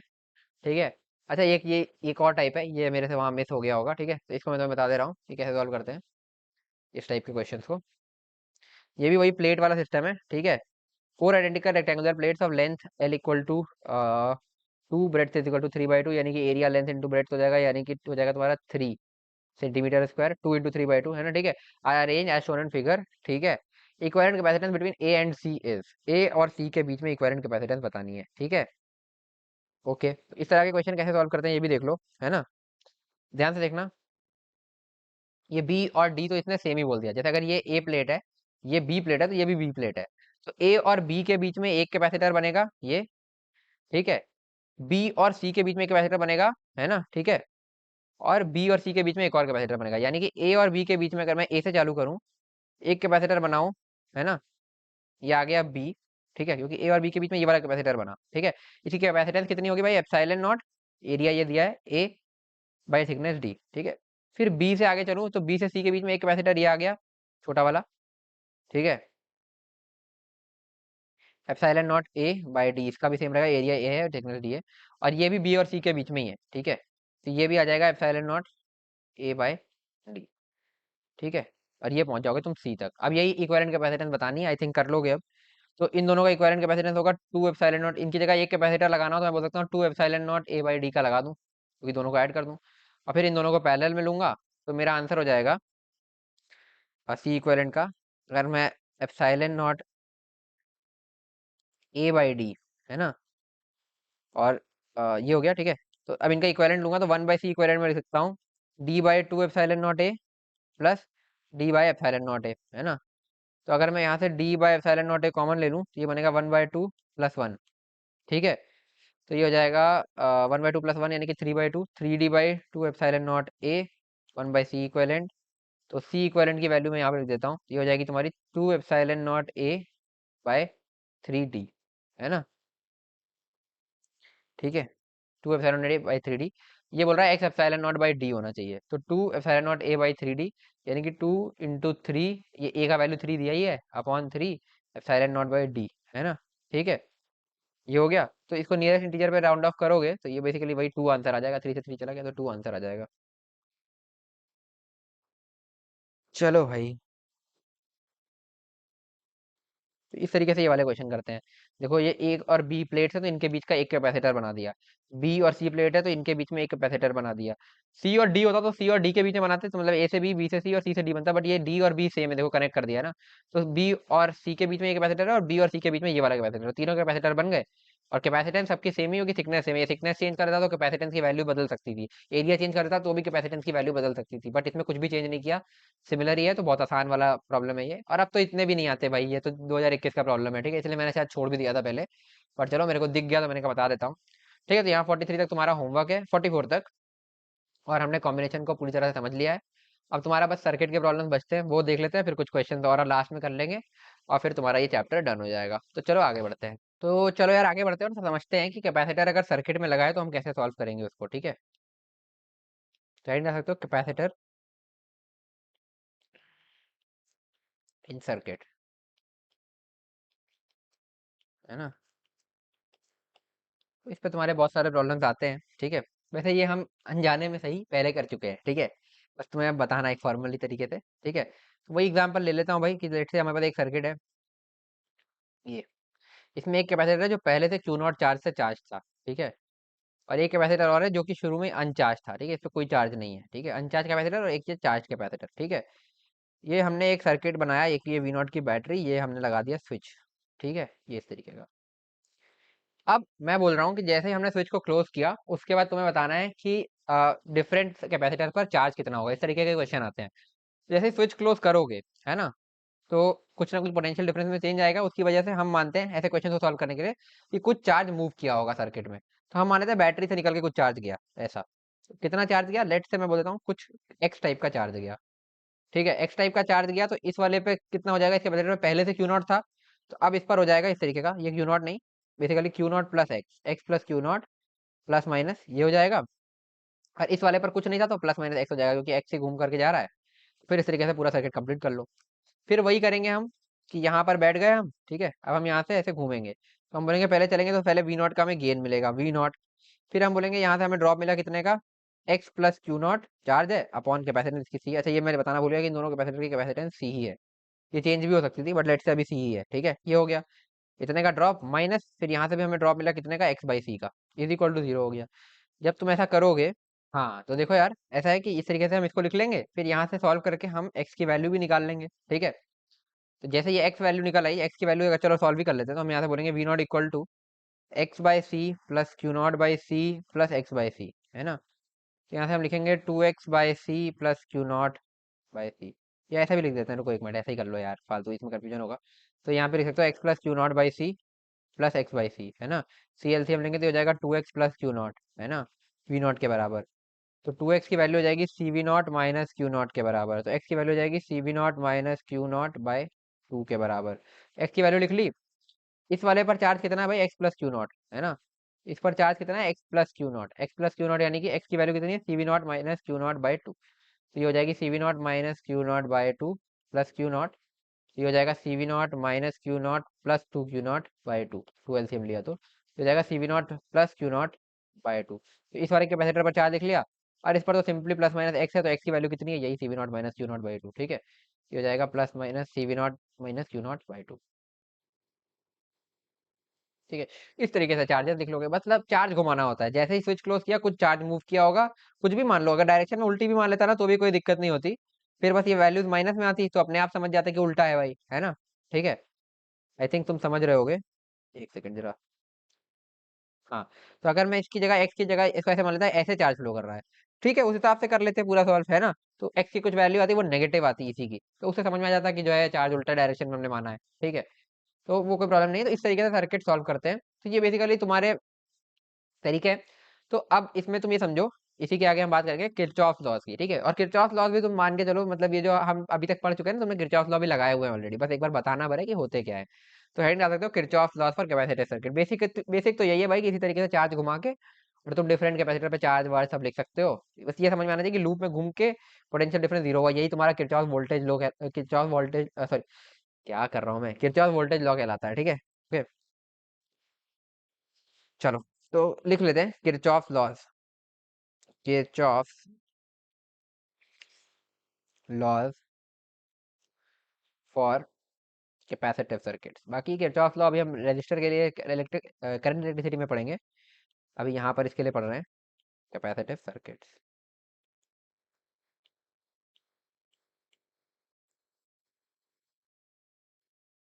ठीक है। तो पहले फर्स्ट लॉ देख लेते हैं। फर्स्ट लॉ ऑफ किरचॉफ जो है, जिसको हम किरचॉफ करंट लॉ, केसीएल या किरचॉफ करंट लॉ भी बोलते हैं, किरचॉफ करंट लॉ भी इसको हम बोलते हैं, ठीक है। लेट से मेरे पास कोई एक सर्किट है, इसमें एक कैपेसिटर लगा है, लेट से ये C1 का, ये कैपेसिटर लगा है C2 का, या कुछ भी लगा है, ठीक है। इस तरीके से एक सर्किट है, ठीक है। फिर इसमें एक और नोड आ गई, इसमें लेट से यहाँ पे एक बैटरी लगी है V0 की, एक कैपेसिटर लगा है C3 का, ठीक है, ऐसा, है ना। और यहाँ एक और बैटरी लगी है इस तरह की 2V0 की, कुछ भी लगा सकता है ना। लेकिन केवल बैटरी और कैपेसिटर के लिए भी हम कर रहे हैं, रजिस्टर की भी हम बात नहीं कर रहे हैं। वो करंट इलेक्ट्रिसिटी में आएगा तुम्हारा C4 C5 इस तरीके का, है ना। और इस तरीके का हमारा कुछ सर्किट है, ठीक है। तो लेट से मैं भी बोल रहा हूँ इस नोड की बात कर लें, है ना। इस नोड से लेट से इधर की तरफ जा रहा है चार्ज Q1, इधर की तरफ जा रहा है चार्ज Q2, और इधर की तरफ जा रहा है चार्ज Q3। तो हम बोल सकते हैं कि Q1 plus Q2 plus Q3 is equal to 0, है ना। अब इसी को थोड़ा सा और बेटर तरीके से समझाता हूँ, ठीक है। देखो, है ना, बेसिकली, है ना, अगर इस तरीके की हमारे पास कोई एक नोड है, ठीक है, ये बेसिकली नोड ही है ना, इसमें तीन तरफ से वो चले आ रहा है, ठीक है। इस पूरी इसी फिगर को कॉपी कर लेते हैं, है ना, ठीक है। तो ये है, यही फिगर है, ठीक है। ये चार्ज धरा लो, है ना, ठीक है। ये नोड है, ठीक है। अब लेट से इधर से कुछ चार्ज चला रहा था Q, इधर कुछ चार्ज गया Q1, इधर कुछ चार्ज गया Q2। तो मैं बोल सकता हूँ जो Q आ रहा था ये Q1 प्लस Q2 के बराबर है, यानी कि इनकमिंग जो है उतना ही आउटगोइंग है। मतलब जैसे तुम एक समझ लो, एक पाइप से पानी आ रहा है, ठीक है। लेट से यहाँ से 10 लीटर पानी आ रहा है, 2 लीटर इसमें चला गया तो 8 लीटर इसमें जाएगा भाई, क्योंकि इधर उधर तो हो नहीं सकता ना, मतलब कुछ लीकेज नहीं है, तो पाइप जितना आ रहा है उतना ही जाना पड़ेगा। तो वही एक किरचॉफ करंट लॉ, अगर क्यू चार्ज आ रहा है, Q1 इधर गया तो इधर Q2 जाएगा, और Q1 और Q2 जितना गया उतना जितना आ रहा था उसके बराबर होगा, है ना। इसी को मैं ऐसे लिख दूं अगर, तो इसको लिख सकता हूँ minus Q plus Q1 plus Q2 equal to 0। ये क्या किया मैंने, इस क्यू को इधर ले गया, माइनस क्यू मतलब क्यू ये है, तो माइनस क्यू ये होगा, ठीक है। तो बेसिकली ये भी आउटगोइंग कर दिया मैंने, आउटगोइंग टाइप का बना दिया। वो नेगेटिव आउटगोइंग है, इसका मतलब इनकमिंग है ना। तो बस उसी चीज को लिखा, minus Q plus Q1 plus Q2 equal to 0। तो उसी चीज को लिखने का बेटर तरीका है, नोट से इधर Q1 गया, इधर Q2 गया, इधर Q3 गया, तो Q1 plus Q2 plus Q3 is equal to 0। और ये हमने क्यों लिखा है, ठीक है, अभी तुम्हें इसका रीजन समझ में आएगा, क्योंकि क्वेश्चन में अप्लाई करने के लिए हमें यही करना पड़ता है। समझ में इससे अच्छा आएगा कि क्यू आया उतना ही Q1 Q2 गया, ठीक है। और इसी को ऐसे लिख सकते हो, Q1 plus Q2 plus Q3 equal to 0, अगर एक नोट पे खड़े हैं तो मतलब जितना जा रहा है नेट आउटगोइंग इक्वल टू 0, ठीक है, इस तरीके से। समझ में आ गया होगा ना ये लॉजिक कैसे लिखा है, कि क्यू आ रहा था उसको माइनस क्यू जा रहा था, ऐसा समझा। और minus Q plus Q1 plus Q2 equal to 0, तो इस तरीके से मैंने मान लिया। इसमें से कोई एक नेगेटिव होगा, जाहिर सी बात है, क्योंकि टोटल नेट जाता हुआ तो हो नहीं सकता। कुछ आ रहा होगा कुछ जा रहा होगा, वही जो है जितना आ रहा होगा उतना जा रहा होगा, बराबर होगा, इसलिए ये लॉज होते हैं, ठीक है। ये क्यों लिखा अब मैं तुम्हें समझाता हूँ, देखो। लेट से इस नोड के पोटेंशियल को मैंने बोल दिया V0, ओके। इस पॉइंट के पोटेंशियल को मैंने बोल दिया V1। लेट से मुझे किसी तरीके से पता है ना। नहीं पता होगा तो वो बात की बात है, ठीक है। अभी लेट से पता है, इसको मैंने बोल दिया V2 और इसको मैंने बोल दिया V3, है ना, ओके। तो इस नोड में कितना चार्ज गया होगा भाई, इस Q1 की वैल्यू में लिखना चाहूँ तो, है ना।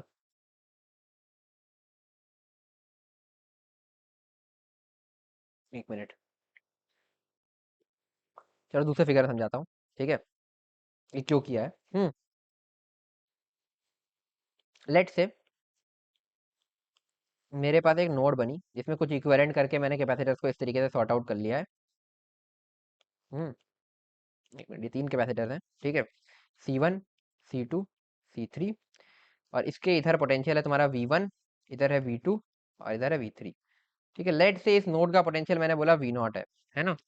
तो इधर कितना चार्ज गया होगा भाई, V0 minus V1, potential difference upon, sorry, potential difference into capacitance, जो V0 minus V1 into capacitance कितना C1। इधर कितना चार्ज गया होगा भाई, V0 minus V2 into capacitance C2। इधर कितना चार्ज दिया होगा ऐसे भाई, V0 minus V3 into C3। ये ध्यान रखना डायरेक्शन और V0 कैसे, मतलब हाई से लो पोटेंशियल की तरफ चार्ज फ्लो कर रहा है, ठीक है। V0 minus V1 potential difference ऐसे लिया है, और तब C1 जो है ये लिया है, ठीक है। ये V0 माइनस V2, ये V0 माइनस V3, ठीक है। इन तीनों का सम जीरो होना चाहिए, तो मैं बोल सकता हूँ V0 minus V1 into C1 plus V0 minus V2 into C2 plus V0 minus V3 into C3 is equal to 0। ठीक है, तो यही होता है किरचॉफ करंट लॉ। अभी इसका एप्लीकेशन करके दिखाऊंगा तो तुम्हें और अच्छे से समझ में आएगा, ठीक है। चलो, सेकंड लॉ भी समझ लो, फिर उसके बाद हम इसके एप्लीकेशन क्वेश्चन में करके तुम्हें सीधे दिखाते हैं, ठीक है, तब तुम्हें ज्यादा अच्छे से क्लियर होगा। किरचॉफ सेकंड लॉ, जिसको हम बोलते हैं केवीएल, या इसी का नाम है किरचॉफ वोल्टेज लॉ, जो इतनी देर से हम लगाते चले आ रहे हैं, ठीक है। वही है, एक कैपेसिटर है C1, एक कैपेसिटर है C2, एक कैपेसिटर है C3, ये है एक V0 की बैटरी, स्विच, सर्किट कंप्लीट, है ना। तो वही है कि अगर मैं इस पूरे लूप में घूम जाऊं तो मुझे पोटेंशियल डिफरेंस जीरो, जैसे मैं यहाँ से चलना चालू करूं तो यहाँ से मेरा कुछ गेन होगा प्लस V0, और लेट से इसमें चार्ज क्यू घुमा था तो इस पर प्लस माइनस क्यू होगा, इस पर भी प्लस माइनस क्यू होगा, इस पर भी प्लस माइनस क्यू होगा। तो मैं ऐसा बोल सकता हूँ कि V0, है ना, यहाँ से अगर मैं चलना चालू करूँ, सबसे पहले मुझे ये मिलेगा, तो V0, फिर यहाँ से मुझे ये मिलेगा माइनस Q/C1, जो इतनी देर से हम करते आ रहे हैं। यहाँ पे मिलेगा माइनस Q/C2, मतलब Q/C2 का ड्रॉप हो गया, फिर यहाँ से Q/C3 का ड्रॉप हो गया, minus Q/C3 is equal to 0। ये हो गया तुम्हारा किरचॉफ लॉ की इक्वेशन, किरचॉफ सेकंड लॉ की इक्वेशन। तो लूप अपनी लैंग्वेज में लिख लो, में घूमने पर नेट पोटेंशियल डिफरेंस जीरो रहेगा, मतलब उसी जगह पर आ गए तो पोटेंशियल डिफरेंस कैसा है भाई, जिस पॉइंट पर आ गए, जिस पॉइंट से चले थे वहीं आ गए, तो जितना गेन हुआ उतना ही लॉस होगा और सेम पोटेंशियल पर आ जाओगे, यही तुम्हारा किरचॉफ वोल्टेज लॉ कहता है। और इस तरीके से लगाते हैं, मेन चीज ये कैसे लगाते हैं समझ में आ गया होगा तुम्हें, कि V0 का बैटरी से गेन हुआ उतना, फिर Q/C1 का ड्रॉप हुआ, फिर Q/C2 का ड्रॉप हुआ, फिर Q/C3 का ड्रॉप हुआ, इक्वल टू 0 कर दिया, ठीक है। This is Kirchhoff voltage law, simple. अब कुछ क्वेश्चंस में तुम्हें अप्लाई करके दिखाता हूँ, ठीक है, और फिर तुम्हें एक बढ़िया मेथड बताता हूँ जिससे क्वेश्चंस को जल्दी किया जा सकता है, ठीक है। चलो, है ना, आगे बढ़ते हैं। तो यार आगे बढ़ते हैं, तो अब ये केवीएल केसीएल का यूज करना सिखाता हूँ तुम्हें क्वेश्चन के थ्रू, और उसके बाद तुम्हें एक और अच्छा तरीका बताऊंगा जिससे तुम कई क्वेश्चंस को बिना केवीएल केसीएल के थोड़ा और जल्दी कर सकते हो, मतलब केवीएल केसीएल भी लगेगा उसमें, बट उस तरीके से तुम क्वेश्चंस को बहुत जल्दी सॉल्व कर पाओगे, अभी तुम खुद देखना, ठीक है। फिर तुम देखना तुम्हें जो मेथड जिस क्वेश्चन में ठीक लगे वो तो प्रैक्टिस के साथ आएगा भाई, कि किस क्वेश्चन में क्या अच्छा लग रहा है। तो इसीलिए आई होप कि जो है तुम लोग सारे क्वेश्चन जो बचे हुए पीडीएफ में रह जाते हैं चैप्टर्स के, वो सारे भी साथ साथ सॉल्व कर रहे हो होमवर्क वाले, क्योंकि अभी तक मुझसे किसी ने भी आंसर की नहीं मांगी उसकी। तो पता नहीं तुम लोग सॉल्व कर रहे हो कि नहीं, अगर कर रहे हो तो आंसर की तो मांगते हैं यार। वीडियोस के लिए लोग बहुत परेशान है कि वीडियोस नहीं आ रही, वीडियोस नहीं आ रही, बट यार साथ साथ तुम्हें जो अपने एंड से करना है वो भी तो करते रहो। जितना अभी तक पढ़ा दिया उससे तुम्हारी 30-40% फिजिक्स हो चुकी है, देखा जाए तो इलेक्ट्रोस्टैटिक्स, मॉडर्न फिजिक्स, थर्मोडायनेमिक्स है ना। तो उस पर भी ध्यान दो भाई, ठीक है, केवल सारे चैप्टर्स कंप्लीट करने पर फोकस मत करो, तुम अपने एंड से जो प्रैक्टिस है वो कर रहे हो कि नहीं वो भी देख लो, क्योंकि यहाँ तो मैं क्वेश्चंस कर रहा हूँ, हो सकता है तुमसे उसके बाद ना बने, तो इसीलिए तुम्हें होमवर्क क्वेश्चन छोड़े हैं, वरना मैं तो पूरे भी करा सकता था, लेकिन उसमें टाइम भी बहुत लगता, फिर पूरे चैप्टर नहीं हो पाते। तो जो तुम्हारे लिए छोड़ा है वो आई होप तुम कर रहे हो, अगर नहीं कर रहे हो तो करना स्टार्ट कर दो भाई। और मुझसे अभी तक किसी ने आंसर की नहीं मांगी है, नहीं मांगोगे तो मैं दूंगा भी नहीं भाई, अगर मांगोगे तो ही फिर तभी तो पता चलेगा ना कि कितने लोग कर रहे हैं सॉल्व, है ना। तो चलो ठीक है, अब एक क्वेश्चन करते हैं, इससे तुम्हें अच्छे से ये लगाना आ जाएगा केवीएल केसीएल कैसे यूज करते हैं। तो देखो तुम्हारे पास एक क्वेश्चन है इस तरीके का, पहले फिगर बना लेता हूँ।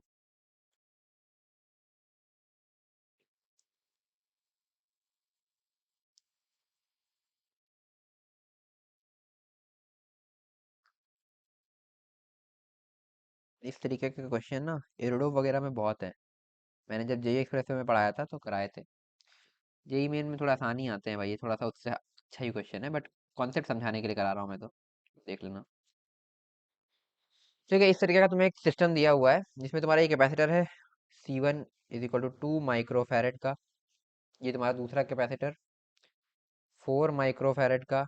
ये एक और कैपेसिटर तुम्हारा 1 माइक्रोफैरेड का। यहाँ इसको मैं बोल देता हूँ C2, इसको मैं बोल देता हूँ C3 जिसका 4 माइक्रोफैरेड है, ठीक है। ये 40 वोल्ट की बैटरी है and this is 20 volt battery, ठीक है। ओके, तुमसे बोल रहा है कि find charge on C1 C2 C3 is equal to, तीनों पर चार्जेस बताओ, ठीक है। बेसिकली ऐसा समझ लो कि इस समय यहाँ पे एक स्विच था, जैसे स्विच को क्लोज किया फिर तुम्हें चार्ज बताना है, ठीक है। तो ठीक है, स्विच को क्लोज करते ही लेट से इस सर्किट में कुछ चार्ज मूव करेगा, ठीक है। स्टार्ट करते हैं, यहाँ से कुछ चार्ज मूव किया, लेट से मैं इसको बोल देता हूँ Q1। तो यही Q1 इस पर अपीयर होगा। डन, ठीक है, अच्छी बात है भाई। अब यहाँ से ये दो नोड्स में जाएगा, लेट से मैं बोल रहा हूँ यहाँ से जो गया ये है Q2 जो इस पर अपीयर हुआ इस तरीके से, है ना, ऐसे। और जो यहाँ गया इसको मैं बोल रहा हूँ Q3, है ना, जो इस पर अपीयर हुआ ऐसे, ठीक है। ये Q2 घूमते घूमते घूमते यहाँ से ऐसे आ जाएगा, ये Q3 यहाँ जाएगा और ये वापस यहाँ पे मिल जाएंगे, ठीक है। तो इस तरीके से मैंने सारे चार्जेस अपने मन से Q1 Q2 Q3 मान ली, इनको भी हम निकालेंगे, ठीक है। अब एक काम करते हैं, देखो बेसिकली हमारे पास अननोन क्या क्या है, Q1 Q2 Q3। तो तीन अननोन है, तीन इक्वेशन मिल जाए तो अपना ये सॉल्व हो जाएगा। तीन इक्वेशन कहाँ कहाँ से आएंगी भाई? पहली बात तो केवीएल लगा सकते हैं, एक इस लूप में और एक इस लूप में, ठीक है। ऐसे भी कर सकते हो, या एक इस लूप में और एक बड़े वाले लूप में, ठीक है। तो अब देखो बड़े वाले लूप में कैसे, मतलब ऐसे गए ऐसे गए ऐसे गए ऐसे गए, तो ये हो गया बड़ा लूप। और ऐसे गए ऐसे गए ऐसे गए ऐसे गए, ये छोटा लूप। और ऐसे गए ऐसे गए ऐसे गए ऐसे गए, ये दूसरा छोटा लूप है ना। बट अब तुम लोग बोलोगे यार ऐसे तो तीन इक्वेशन केवीएल से ही बन जाएंगी, बट तुम ध्यान से देखो, अगर तुम ऐसे कर दोगे और ये वाला भी लगा दोगे ना, ठीक है, ये दोनों लूप की इक्वेशन अगर तुमने लगा दी है और तुमने उसके बाद तीसरी इक्वेशन ऐसे लिखने की कोशिश की, तो ये बेसिकली कुछ नहीं, इन दोनों लूप वाली इक्वेशन का सम हो जाएगा। तो अगर तुमने बड़ा लूप भी ऐड किया है, दो छोटे लूप के अलावा बड़े लूप को भी सॉल्व किया, तो उससे कुछ नया नहीं मिलेगा, उन्हीं दोनों इक्वेशन का एडिशन मिलेगा। तो तुम्हारे पास दो ही इक्वेशन नेट में रहेगी देखा जाए तो, है ना। तो अब तुम कैसे यूज करोगे वो तुम्हारे ऊपर है। तुम ऐसे भी कर सकते हो कि एक छोटा एक बड़ा ले लो, ठीक है, या ये छोटा और ये बड़ा ले लो, ठीक है, या फिर दोनों छोटे ले लो, ये तीनों कर सकते हो। बट तुम ये नहीं कर सकते कि दोनों छोटे भी ले लो और फिर बड़ा भी ले लो, क्योंकि दोनों छोटे का सम बड़ा आएगा। अगर तुमने एक छोटा एक बड़ा लिया तो दो यूनिक इक्वेशन मिलेगी, और अगर तुमने ये छोटा उसके बाद ऐड किया तो वो इस बड़े वाले में से इस छोटे का सब्ट्रैक्शन होगा। मेरे ख्याल से तुम्हें समझ में आ रहा होगा, करके देख लेना अपने आप से तो और समझ में आएगा, क्योंकि वो चीज बताने लगूंगा तो अभी पूरा 1 घंटा उसी में निकल जाएगा, ठीक है। बट इतना समझ लो कि दो छोटे लूप भी ले सकते हो, या एक छोटा एक बड़ा ले सकते हो, या ये छोटा ये बड़ा ले सकते हो, ठीक है। किसी में भी घूम जाओ और दो इक्वेशंस केवीएल से लिख लो। दो इक्वेशन केवीएल से लिख लोगे, तीसरी इक्वेशन केसीएल से आएगी। कैसे? ये यहाँ पर, यहीं पे पहले केसीएल वाली लिख देता हूँ, चलो। मैं अगर इस नोड की बात करूँ तो यहाँ से Q1 चार्ज आ रहा है, ठीक है, और इधर Q2 जा रहा है, इधर Q3 जा रहा है। तो मैं एक चीज बोल सकता हूँ, इनकमिंग Q1 है, ये किसके बराबर है, Q2 प्लस Q3 के। कैसे किया समझ में आया ना? Q1 चार्ज आया, इधर से Q3 गया, इधर से Q2 गया, ठीक है। तो ये एक इक्वेशन तो ये हो गई। अब दोनों में अब हम वो करते हैं, क्या करते हैं, लगा करके देखते हैं अपना, क्या कहते हैं इसको, केसीएल लगाते हैं, ठीक है। चलो चलो, तो पहले इसमें लगा लें। चलो, तो इसमें मैं बोलूंगा लेट से हम यहाँ इस पॉइंट से चल रहे हैं, ठीक है, इस पॉइंट से चल रहे हैं। तो मैं बोलूंगा यहाँ से पहले 40 का गेन हुआ, 40 माइनस, इसमें Q1 चार्ज है और कैपेसिटेंस कितना है, 2, ठीक है, माइनस इसमें Q3 चार्ज है बाई 1 इज इक्वल टू 0। तो यहाँ से मुझे इक्वेशन मिलेगी Q1 प्लस Q3, सॉरी, इसको सॉल्व करेंगे और थोड़ा सा सिंप्लीफाई कर लेते हैं। तो मैं 2 से मल्टीप्लाई कर देता हूँ, मैं बोल दूंगा 80 is equal to Q1 plus 2Q3। कैसे किया पता है? 2 से मल्टीप्लाई किया और निगेटिव वाले टर्म्स को राइट शिफ्ट कर दिया पूरी इक्वेशन में, ठीक है। तो एक इक्वेशन मेरे पास ये आ गई, एक इक्वेशन मेरे पास ये आ गई, तीसरी इक्वेशन इस छोटे से लूप में घूमेंगे। लेट से इस कॉर्नर से घूमना चालू करते हैं। तो सबसे पहले 20 का गेन मिलेगा, तो 20, फिर उसके बाद ध्यान से देखो, तो देखो 20 का अगला हमें ये कैपेसिटर मिलेगा, बट हम इसमें कहाँ से जा रहे हैं, माइनस से प्लस जा रहे हैं, तो क्या गेन होगा? नहीं, ड्रॉप होगा। तो सॉरी, क्या, एक मिनट, कुछ गलत बोल गया मैं। यहाँ वाले में ड्रॉप हुआ था एक्चुअली में, तो यहाँ से क्योंकि हम प्लस से माइनस जा रहे थे तो ड्रॉप हुआ था, इसमें भी प्लस से माइनस जा रहे थे ड्रॉप हुआ था। बट अब हम जो है माइनस से प्लस जा रहे हैं तो गेन मिलेगा। तो गेन कितने का होगा? Q3 चार्ज है इस पर और कैपेसिटेंस है 1, तो plus Q3/1, plus Q3/1 minus, minus क्यों, अब ये फिर से ड्रॉप। हाँ तो देखो यार, तो यही मैं कह रहा था कि माइनस कितने का ड्रॉप, Q2/4, है ना। Q2 चार्ज है, 4 कैपेसिटेंस है, Q2/4, 4 सही लिखा है ना मैंने, ठीक है। Q2/4 is equal to 0। अब इस इक्वेशन को थोड़ा सिंप्लीफाई करते हैं, हम यहाँ से लिख सकते हैं इसको 4 से मल्टीप्लाई करते हैं, तो 80 plus Q3 plus 4Q3 actually, 4Q3 minus Q2 is equal to 0। तो अपने पास अब आ गई 3 इक्वेशन, ठीक है। तो अब तीनों इक्वेशन पहले एक साथ लिख लेते हैं, Q1 equal to Q2 plus Q3, Q1 equal to Q2 plus Q3, ठीक है। दूसरी equation 80 equal to Q1 plus 2Q3, 80 equal to Q1 plus 2Q3, और तीसरी equation 80 plus 4Q3 minus Q2 equal to 0, ठीक है। अब अपने को Q1 Q2 Q3 चाहिए, तीन इक्वेशन तीन अननोन है, इसको सॉल्व करोगे, पहले इन दोनों को ऐड करता हूँ, ठीक है। उससे क्या होगा भाई कि देखो इधर Q1 कैंसिल आउट हो जाएगा, तो अपने को मिलेगा 80 is equal to Q2 plus 3Q3, ठीक है। इन दोनों को ऐड किया है तो ये इक्वेशन मिली, और यहाँ से मैं लिख सकता हूँ 80 is equal to Q2 minus 4Q3। ये कैसे किया, इन दोनों को RHS में ले गया, ठीक है। अब इन दोनों को सब्ट्रैक्ट करता हूँ, ये दोनों ग्रीन इक्वेशंस को, इस वाली को और इस इक्वेशन को सब्ट्रैक्ट करूंगा, तो 80 माइनस 80 एलएचएस में आ जाएगा 0, इधर आ जाएगा Q2 minus Q2 equal to 0, और प्लस 7Q3। तो यहाँ से अपने को क्या मिल गया भाई, सिंपल, Q3 इक्वल टू 0। जैसे ही Q3 इक्वल टू 0 मिला, ठीक है, इस इक्वेशन से मैं कह सकता हूँ Q1 इक्वल टू 80, है ना। और इस इक्वेशन से मैं बोल सकता हूँ Q2 इक्वल टू 80, देख सकते हो खुद ही लगा करके। तो मुझे तीनों पर चार्ज मिल गए कि Q1 पर जो चार्ज आएगा is equal to 80 microcoulomb, Q2 पर जो चार्ज आएगा that is also equal to 80 microcoulomb, and Q3 पर जो चार्ज आएगा वो आएगा 0। और ये दोनों सब प्लस में आए, मतलब जो डायरेक्शन हमने मानी थी उन्हीं में, मतलब ये ऐसा होगा फाइनल पिक्चर कि इस पर प्लस माइनस 80 माइक्रोकूलम, इस पर भी प्लस माइनस 80 माइक्रोकूलम, मतलब सेम डायरेक्शन। अगर ये माइनस 80 आया होता तो उल्टा डायरेक्शन हो जाता, बस फिर राइट वाली प्लेट पे प्लस और इधर वाली पे माइनस होता, बट सेम आया है तो सेम ही है। और Q3 पर 0 चार्ज है, ठीक है। ये हो गया। तो इस तरीके से तुमने इसको केवीएल लगा के सॉल्व किया। अब तुम्हें इसका एक बेटर मेथड बताता हूँ, ठीक है, देखना ध्यान से। तो फिगर बना लेता हूँ नीचे एक बार फिर से। तो पहले फिगर बना लेते हैं, ठीक है। ऐसे एक कैपेसिटर, है ना, फिर दूसरा कैपेसिटर, फिर ये तीसरा कैपेसिटर, ठीक है। फिर यहाँ से अपनी 40 वोल्ट की बैटरी, यहाँ से अपनी 20 वोल्ट की बैटरी, ठीक है। ये था, इस तरीके से फिगर पूरा बन गया अपना, डन। ये था 2 माइक्रोफैरेड, ये था 4 माइक्रोफैरेड, और ये था 1 माइक्रोफैरेड, ठीक है। तो बढ़िया मजे की चीज देखना। एक बात बताओ यार कि जो भी इसमें चार्जेस वार्जेस फ्लो होते हैं, हम बोलते हैं जैसे ही स्विच क्लोज, एक मिनट स्विच बना देते हैं यहाँ पे, रुक जाओ, कि हम जो बोलते हैं कि जैसे स्विच क्लोज किया इसमें चार्ज फ्लो हुआ, ठीक है, इस तरीके का हम बोलते हैं।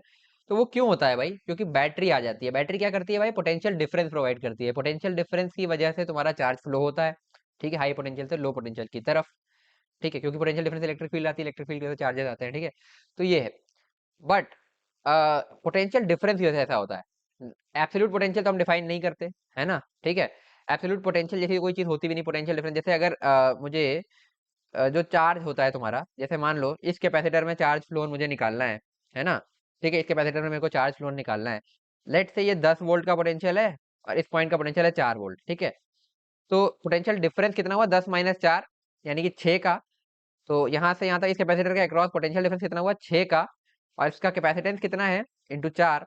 तो 24 माइक्रोकूलम का चार्ज इसमें फ्लो कर जाएगा, ऐसा मैं बोल सकता हूँ। CV0, है ना, चार्ज होता है Q इक्वल टू CV होता है, और V हमने देखा पोटेंशियल डिफरेंस 10 - 4 यानी कि तुम्हारा 6 हो गया।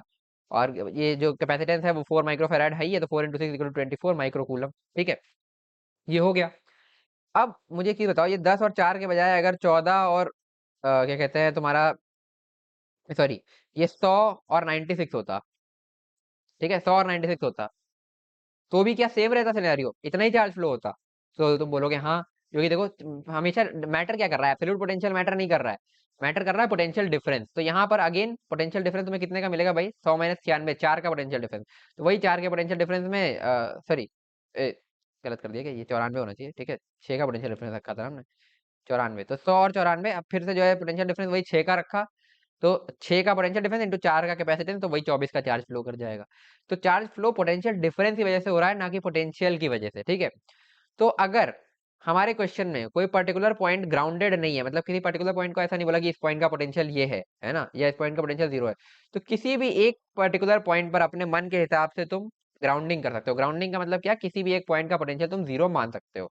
लेट से मैंने इस पॉइंट का पोटेंशियल अपने मन से 0 मान लिया, ठीक है। ये मैं तभी कर सकता हूँ जब इस सर्किट में ऑलरेडी कहीं पर ग्राउंडिंग प्रेजेंट ना हो। कभी कभी क्वेश्चन में ऐसे भी दे देता है कि इसी क्वेश्चन में बोल देगा ये पॉइंट का पोटेंशियल 0 है, फिर उसके बाद तुम किसी दूसरे पॉइंट का अगर मैं ये 0 बोल दिया है, तो मैं ये नहीं बोल सकता इस पॉइंट का 0 है, ठीक है, क्योंकि फिर जो है पोटेंशियल डिफरेंस को भी मैं डिफाइन कर दूंगा ना इसमें।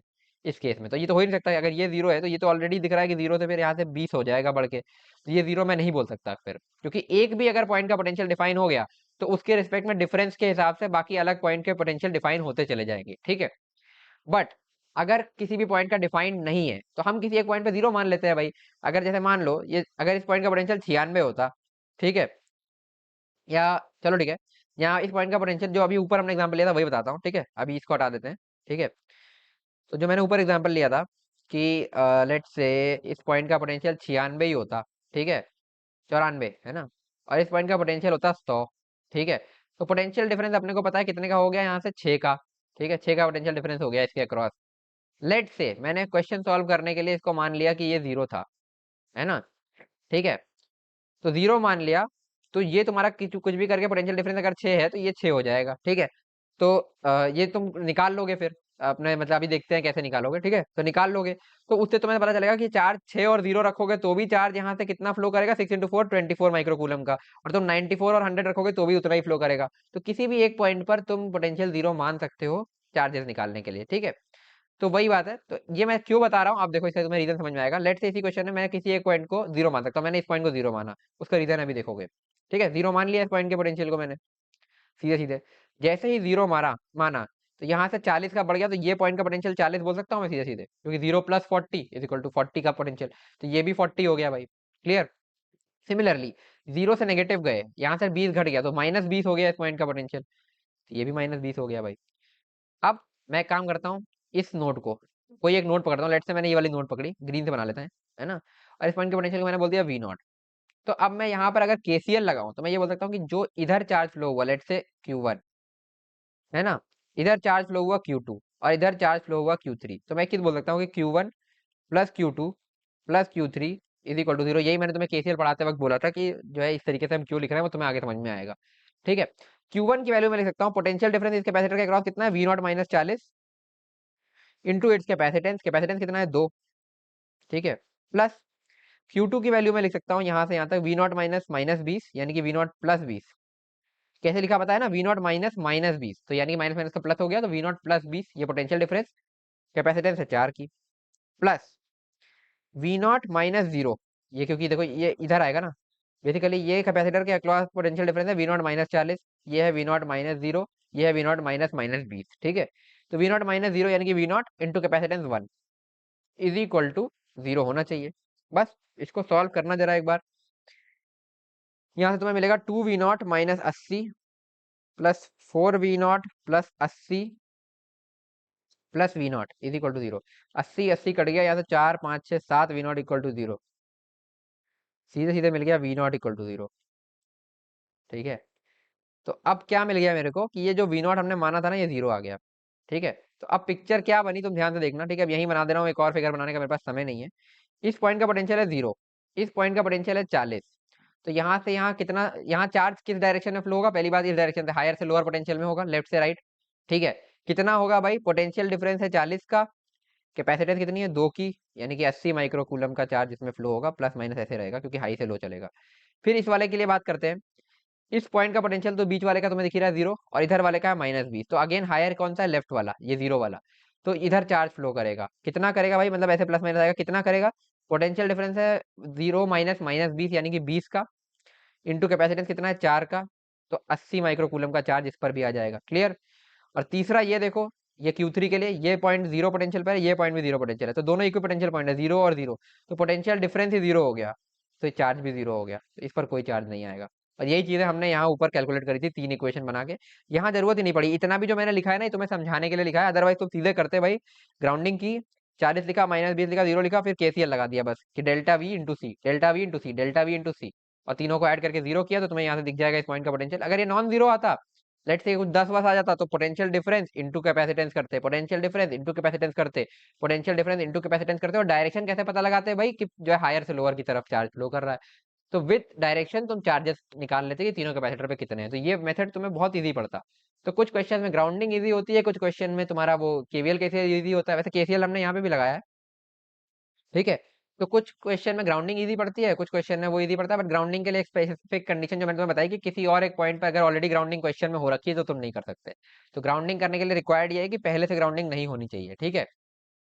तो ये चीज मैं लिखवा भी देता हूँ, काफी इंपॉर्टेंट है, ठीक है। और उसके बाद फिर हम इसके अब जेई मेन के क्वेश्चन पर आते हैं, ठीक है।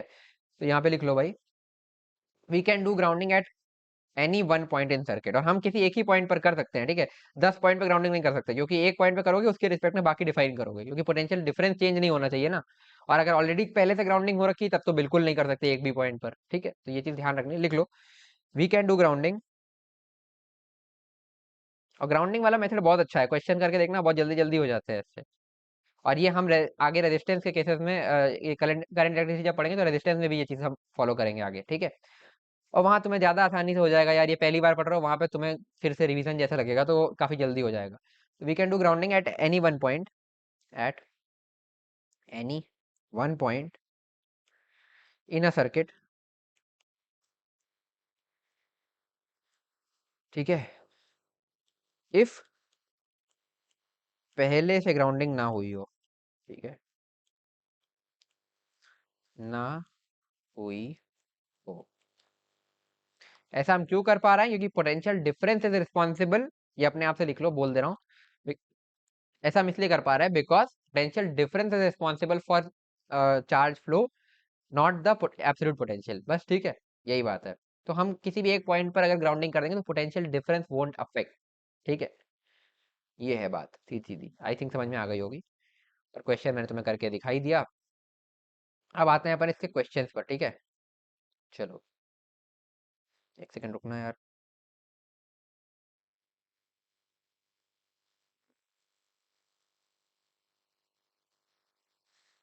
चलो, अब आते हैं हम इसके क्वेश्चंस पर। तो स्टार्ट करते हैं। यह है तुम्हारा पहला question, question number 45। Two identical capacitors have same capacitance C. One of them is charged to potential V and other is charged to potential 2V. ठीक है, दो कैपेसिटर है, एक दोनों कैपेसिटेंस C है दोनों की। एक को हमने V से चार्ज किया, एक को 2V से चार्ज किया। Negative ends of both the connect both of them are connected together, ठीक है। तो पहला कैपेसिटर था तुम्हारा इस तरीके का कुछ, C कैपेसिटेंस, V वोल्टेज से चार्ज किया। दूसरा था तुम्हारा C capacitance and 2V voltage से चार्ज किया, ठीक है। और दोनों के नेगेटिव एंड्स अब हमने कनेक्ट कर दिया, लेट्स से इस तरीके से, है ना, प्लस माइनस, इसका माइनस इसका प्लस, ठीक है। एंड पॉजिटिव एंड भी ज्वाइन कर दिया। अब एनर्जी बताना है कंबाइंड सिस्टम का। तो इनिशियली जब तक कनेक्ट नहीं किया था तो पहले वाले की एनर्जी थी हाफ सी इंटू पोटेंशियल कितना था वी, तो V square plus half C और पोटेंशियल कितना था 2v, यानी कि 2v स्क्वायर, है ना। तो ये हो जाएगा half C V square plus half into 4 cv square, half into 4 cv square. तो ये सिंपली 5 cv स्क्वायर बाई 2 हो जाएगा, ठीक है। अब जब हमने इनको कनेक्ट कर दिया तो क्या होगा भाई, ठीक है, जब इनको हमने कनेक्ट कर दिया तो अब ये दोनों एक कॉमन पोटेंशियल डिफरेंस पर आ जाएंगे, ठीक है। दोनों का पोटेंशियल सेम हो जाएगा। तो पहले इसका पोटेंशियल था v, इसका पोटेंशियल था 2v, अब दोनों का एक कॉमन पोटेंशियल आएगा। और वो जो कॉमन पोटेंशियल होगा, है ना, तो देखो दोनों पर मतलब पहले वाले का भी vc हो जाएगा, दूसरे वाले का भी vc हो जाएगा, ये बराबर होना चाहिए v प्लस 2v के इस केस में। तो यहां से तुम देखोगे तो vc की वैल्यू तुम्हें मिलेगी 3v/2, ठीक है ना। तो ये हो गया तुम्हारा vc, ठीक है। और कंबाइंड सिस्टम की अगर मैं कैपेसिटेंस लिखना चाहूँ तो सी इक्वेलेंट, अगर इसका लिखना चाहूँ सिंपली सी इक्वेलेंट, तो वो तुम्हें दिख रहा है कि दोनों कैपेसिटर हैं, ठीक है, इस तरीके से। या कंबाइंड नहीं भी लिखना चाह रहा हो तो सीधे हम ऐसे लिख लेते हैं, एनर्जी ही लिख लेते हैं, ठीक है। एनर्जी लिख लो इसकी। तो पहले वाले की होगी half into capacitance C into V का स्क्वायर, यानी कि 3 cv/2 का स्क्वायर। एक मिनट, 3v/2 है ना एक्चुअली, एक सेकेंड, 3v/2 का स्क्वायर। और दूसरे वाले का भी होगा हाफ इंटू सी इंटू 3v/2 का स्क्वायर, ठीक है, इसका भी और इसका भी। तो अब ये हाफ प्लस हाफ ये दोनों ऐड होके बन जाएगा 9v square, 9cv square by 4 बन जाएगा ये, ठीक है। फाइनल, यू फाइनल दोनों का सम करके। तो आपने से पूछा क्या था भाई इसमें, पूछा था डिक्रीज इन एनर्जी। तो पहले 5 CV² बाई 2 थी, तो चेंज इन एनर्जी हम यहाँ पे लिख लेते हैं, कहाँ लिखूं, यहाँ लिख दूं, ठीक है। तो ये हो जाएगा 5/2 CV² -9/4 CV², यानी कि 10/4 CV² -9/4 CV², यानी कि CV²/4। तो ऑप्शन ए तुम्हारा करेक्ट हो जाएगा। तो इस तरीके से इसको सॉल्व कर लेंगे। आई होप इसमें कोई डाउट नहीं होगा। आते हैं नेक्स्ट क्वेश्चन पे, तो इसको ट्राई करो। इसमें बोल रहा है a source of potential difference V is connected to the combination of two identical capacitors as shown in figure. ठीक है भाई, इस तरीके का। When the K is closed, मतलब क्लोज्ड है शुरुआत में, total energy stored in the combination is E1। ठीक है, और उसके बाद फिर हमने K को ओपन कर दिया, और डाइलेक्ट्रिक कांस्टेंट, ये 5 का डाइलेक्ट्रिक कांस्टेंट का एक मटेरियल हमने दोनों कैपेसिटर्स में डाल दिया। तो अब एनर्जी E2 हो गई, तो E1/E2। तो पहले E1 निकाल लेते हैं। E1 के लिए क्या है भाई, सीधे सीधे लिख रहा है, थोड़ा सा ज्यादा लैंग्वेज है इसलिए थोड़ा सा शुरुआत में पहले एक एक करके चलेंगे। तो बोल रहा है कि जब ये तुम्हारा की क्लोज था, यानी कि स्विच क्लोज था, उस टाइम पर इस पूरे सिस्टम की एनर्जी थी हमारी E1। तो E1 की वैल्यू मैं सीधे सीधे लिख सकता हूँ, हाफ, है ना। इन दोनों का सी इक्विवेलेंट कितना होगा भाई, क्योंकि देखो दोनों पोटेंशियल दोनों के अक्रॉस V है, इसके होगा हाफ CV²। ठीक है, इसका भी होगा हाफ CV²। तो half CV² plus half CV² is equal to CV²। ठीक है, ये इनिशियल एनर्जी हो जाएगी। समझ में आया ना कैसे कराइए, इस पर भी हाफ CV², इस पर भी हाफ CV², तो initially half CV² plus half CV², यानी कि CV² टोटल एनर्जी हो गई। E1 निकल आया तुम्हारा। अब E2 के लिए क्या करेंगे, अब ये बोल रहा है कि हमने क्या किया, now the key is open, यानी कि यहाँ से ये सर्किट ब्रेक हो गया, ये की ओपन हो गया। ठीक है, अब हमने क्या किया, इन दोनों में ही 5 5 के डायरेक्ट्रिक डाले, और उसके बाद नई एनर्जीज लिखेंगे। ठीक है, तो देखो जब की ओपन हो गया, तो अगर मैं इसमें अगर मैं स्लैब डालूंगा K = 5 का, तो अब देखो इस केस में ये कहीं पर भी, मतलब क्या कहते हैं, इसमें कोई भी बैटरी बैटरी कनेक्टेड नहीं है, इसके बीच का पोटेंशियल डिफरेंस अब चेंज हो सकता है। ठीक है, जो हमने फर्स्ट केस पढ़ा था, डायरेक्ट्रिक स्लैब इंसर्शन, जब बैटरी कनेक्टेड नहीं होगी, तो उस केस में क्या होता है भाई, कि तुम्हारा पोटेंशियल चेंज हो जाता है। तो इसके अक्रॉस पहले तो V था, जब हमने स्विच क्लोज था, तो इसके अक्रॉस भी V था, इसके अक्रॉस भी V था। अब स्विच ओपन हो गया, तो इसके अक्रॉस चेंज हो सकता है, क्योंकि के डालने पर चेंज होगा ही, क्योंकि आप कोई बैटरी बैटरी कनेक्टेड नहीं है, तो ये चेंज हो जाएगा। और इस पर अब जो तुम्हारा नई एनर्जी बनेगी, है ना, फाइनली वो बनेगी हाफ। इस पर चार्ज कितना रहेगा भाई, लेकिन इस पर अब चार्ज चेंज नहीं होगा, चार्ज फ्लो करने के लिए इसको कुछ नहीं मिलेगा ना, यहाँ से सर्किट टूट चुका है। तो चार्ज वही रहेगा जो पहले था। पहले चार्ज कितना था इस पर, CV का, देख सकते हो। जब स्विच क्लोज था तुम्हारा, तो चार्ज इस पर भी CV होगा, क्योंकि capacitance into potential difference V था। तो CV चार्ज इस पर भी था, CV चार्ज इस पर भी था। तो जब हमने स्विच खोल दिया है, तो इस पर चार्ज चेंज नहीं हो सकता। तो चार्ज कितना रहेगा भाई, CV का स्क्वायर, हाफ Q² बाई, अब लेकिन इसकी कैपेसिटेंस चेंज हो गई। कैपेसिटेंस कितनी हो गई, पहले कैपेसिटेंस C थी, बट आपकी कैपेसिटेंस कितनी हो जाएगी, डायरेक्ट्रिक ऑफ 5 डाल देंगे तो 5C हो जाएगी। KC0, CK = KC0 हमने पढ़ा था। तो ये हो जाएगी तुम्हारी इसकी एनर्जी फाइनली। तो ये कितनी हो गई भाई, है ना, ये 5C, क्योंकि 5C इसकी कैपेसिटेंस होगी। ये हो जाएगी तुम्हारी हाफ CV²/5। ठीक है, ये इस वाले की एनर्जी हो गई। अब दूसरे वाले में बात करें, इसमें भी स्लैब इंसर्ट करने को बोला था, बट इसमें क्या होगा भाई, भले तुम ये स्विच खोल दो, पर इसके अक्रॉस तो बैटरी अभी भी लगी हुई है ना, तो इसके अक्रॉस पोटेंशियल डिफरेंस तो V ही रहना पड़ेगा, ये चेंज नहीं हो सकता, क्योंकि बैटरी लगी हुई है भाई। तो ये तो वही रहेगा। तो इस केस में हमने पढ़ा था कि बैटरी चेंज, अगर पोटेंशियल नहीं चेंज हो सकता, तो चेंज क्या होगा, चार्ज। ठीक है, तो इस पर चार्ज कुछ चेंज हो जाएगा, पहले CV था, कुछ और हो जाएगा, बट हमें वो चार्ज निकालना ही नहीं है। इस पे सीधे सीधे एनर्जी लिख सकते हो, हाफ इंटू इसकी कैपेसिटेंस कितनी है, इसकी कैपेसिटेंस भी हो जाएगी, क्योंकि 5 का स्लैब डाला है, तो कैपेसिटेंस हो जाएगी 5C के बराबर, है ना। और पोटेंशियल रहेगा V वाला, V रहेगा इंटू V²। तो ये सिंपली बनेगा तुम्हारा 5CV²/2। तो समझ में आया, जो है दोनों कॉन्सेप्ट तुम्हारे रिवाइज हो गए। कितना अच्छा क्वेश्चन है, जेईई मेन 2022 का क्वेश्चन है।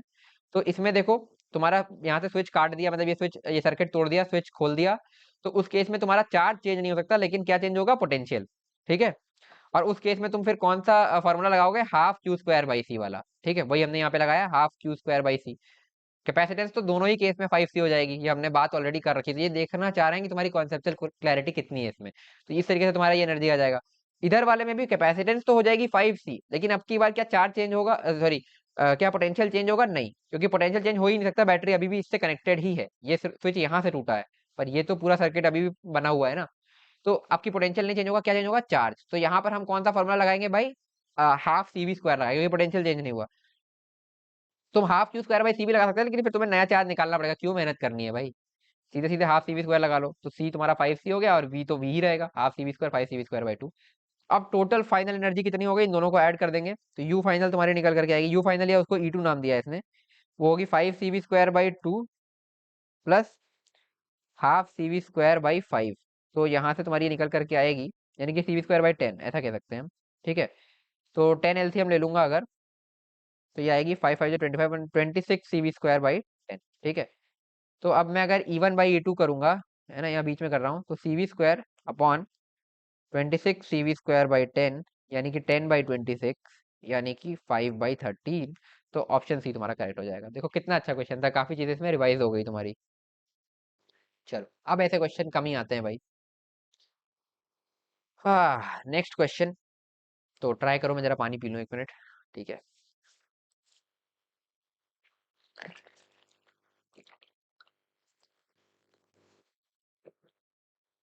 इस क्वेश्चन में बोल रहा है in the circuit shown and figure the total charge is 750 microcoulomb. मतलब इसमें जो टोटल चार्ज यहाँ से चल रहा है ये 750 माइक्रोकूलम है। ठीक है, तो इसमें भी 750 माइक्रोकूलम ही जाएगा। फिर यहाँ से इसका कुछ पार्ट इसमें जाएगा, कुछ पार्ट नीचे जाएगा। ठीक है, बट दोनों का सम जो है तुम्हारा वो 750 रहेगा। ठीक है, अभी समझते हैं इसको। और ये बोल रहा है voltage across capacitor C2 is 20 volt, यानी कि इस वाले कैपेसिटर के अक्रॉस 20 वोल्ट है वोल्टेज। तो इस पर भी 20 होगा ना भाई, क्योंकि पैरेलल कॉम्बिनेशन दिख रहा है ना। तो अब अगर तुम्हें इस वाले नीचे वाले कैपेसिटर जो 8 माइक्रोफेरेड वाला है, इसके अक्रॉस तुम्हें 20 वोल्ट पता चल गया, तुम्हें इसकी कैपेसिटेंस पता है 8 माइक्रोफेरेड, तो इस पर चार्ज लिख सकते हो क्या? सीधे सीधे लिख देते हैं भाई, इसका चार्ज हो जाएगा कितना, 8 × 20 microcoulomb, CV0 type, CV type का। तो 160 माइक्रोकूलम हो गया। तो 160 माइक्रोकूलम ये नीचे वाली नोड में चला गया। बस यहाँ पे KCL लगाना है, 750 आ रहा है, 160 नीचे चला गया, तो ऊपर वाले में कितना जाएगा भाई, 750 माइनस 160, यानी कि 590। तो 590 माइक्रोकूलम तुम्हारा आंसर हो जाएगा। इतना सिंपल था ये क्वेश्चन, इसमें और कुछ करना ही नहीं था। सीधी बात, ये दोनों चीजें पकड़नी थी। पहली बात, यहाँ से 750 है, तो मतलब ये 750 यहाँ से जा रहा है। 750 में से तुमने ये देखा कि इस पर 20 वोल्ट का पोटेंशियल डिफरेंस है, तो इस पर भी 20 वोल्ट ही रहेगा। तो ये चार्ज तुमने लिख लिया 160, 750 आ रहा था, 160 नीचे गया, तो ऊपर कितना जाएगा, 750 माइनस 160, यानी कि 590। तो ऑप्शन सी तुम्हारा करेक्ट हो जाएगा। आगे बढ़ते हैं, नेक्स्ट क्वेश्चन। इसमें बोल रहा है a 600 picofarad capacitor is charged by 200 volt supply. It is then disconnected from the supply and connected to another uncharged picofarad 600 picofarad capacitor. ठीक है, तो लेट्स से इस कैपेसिटेंस 600 पिको फैराड को मैं सी बोल दे रहा हूँ, तो ये भी सी ही हो जाएगी, और इनिशियल पोटेंशियल इसका 200 वोल्ट था। ठीक है, तो ये हो गया। तो एनर्जी लॉस्ट कितना हुआ, तो पहले यू इनिशियल लिख लेते हैं। इनिशियल एनर्जी कितनी है भाई, हाफ इंटू सी इंटू V²। तो V यानी कि 200 वोल्ट, तो 200 का स्क्वायर, यानी कि ये कितना हो जाएगा तुम्हारा, 200 का स्क्वायर हो जाएगा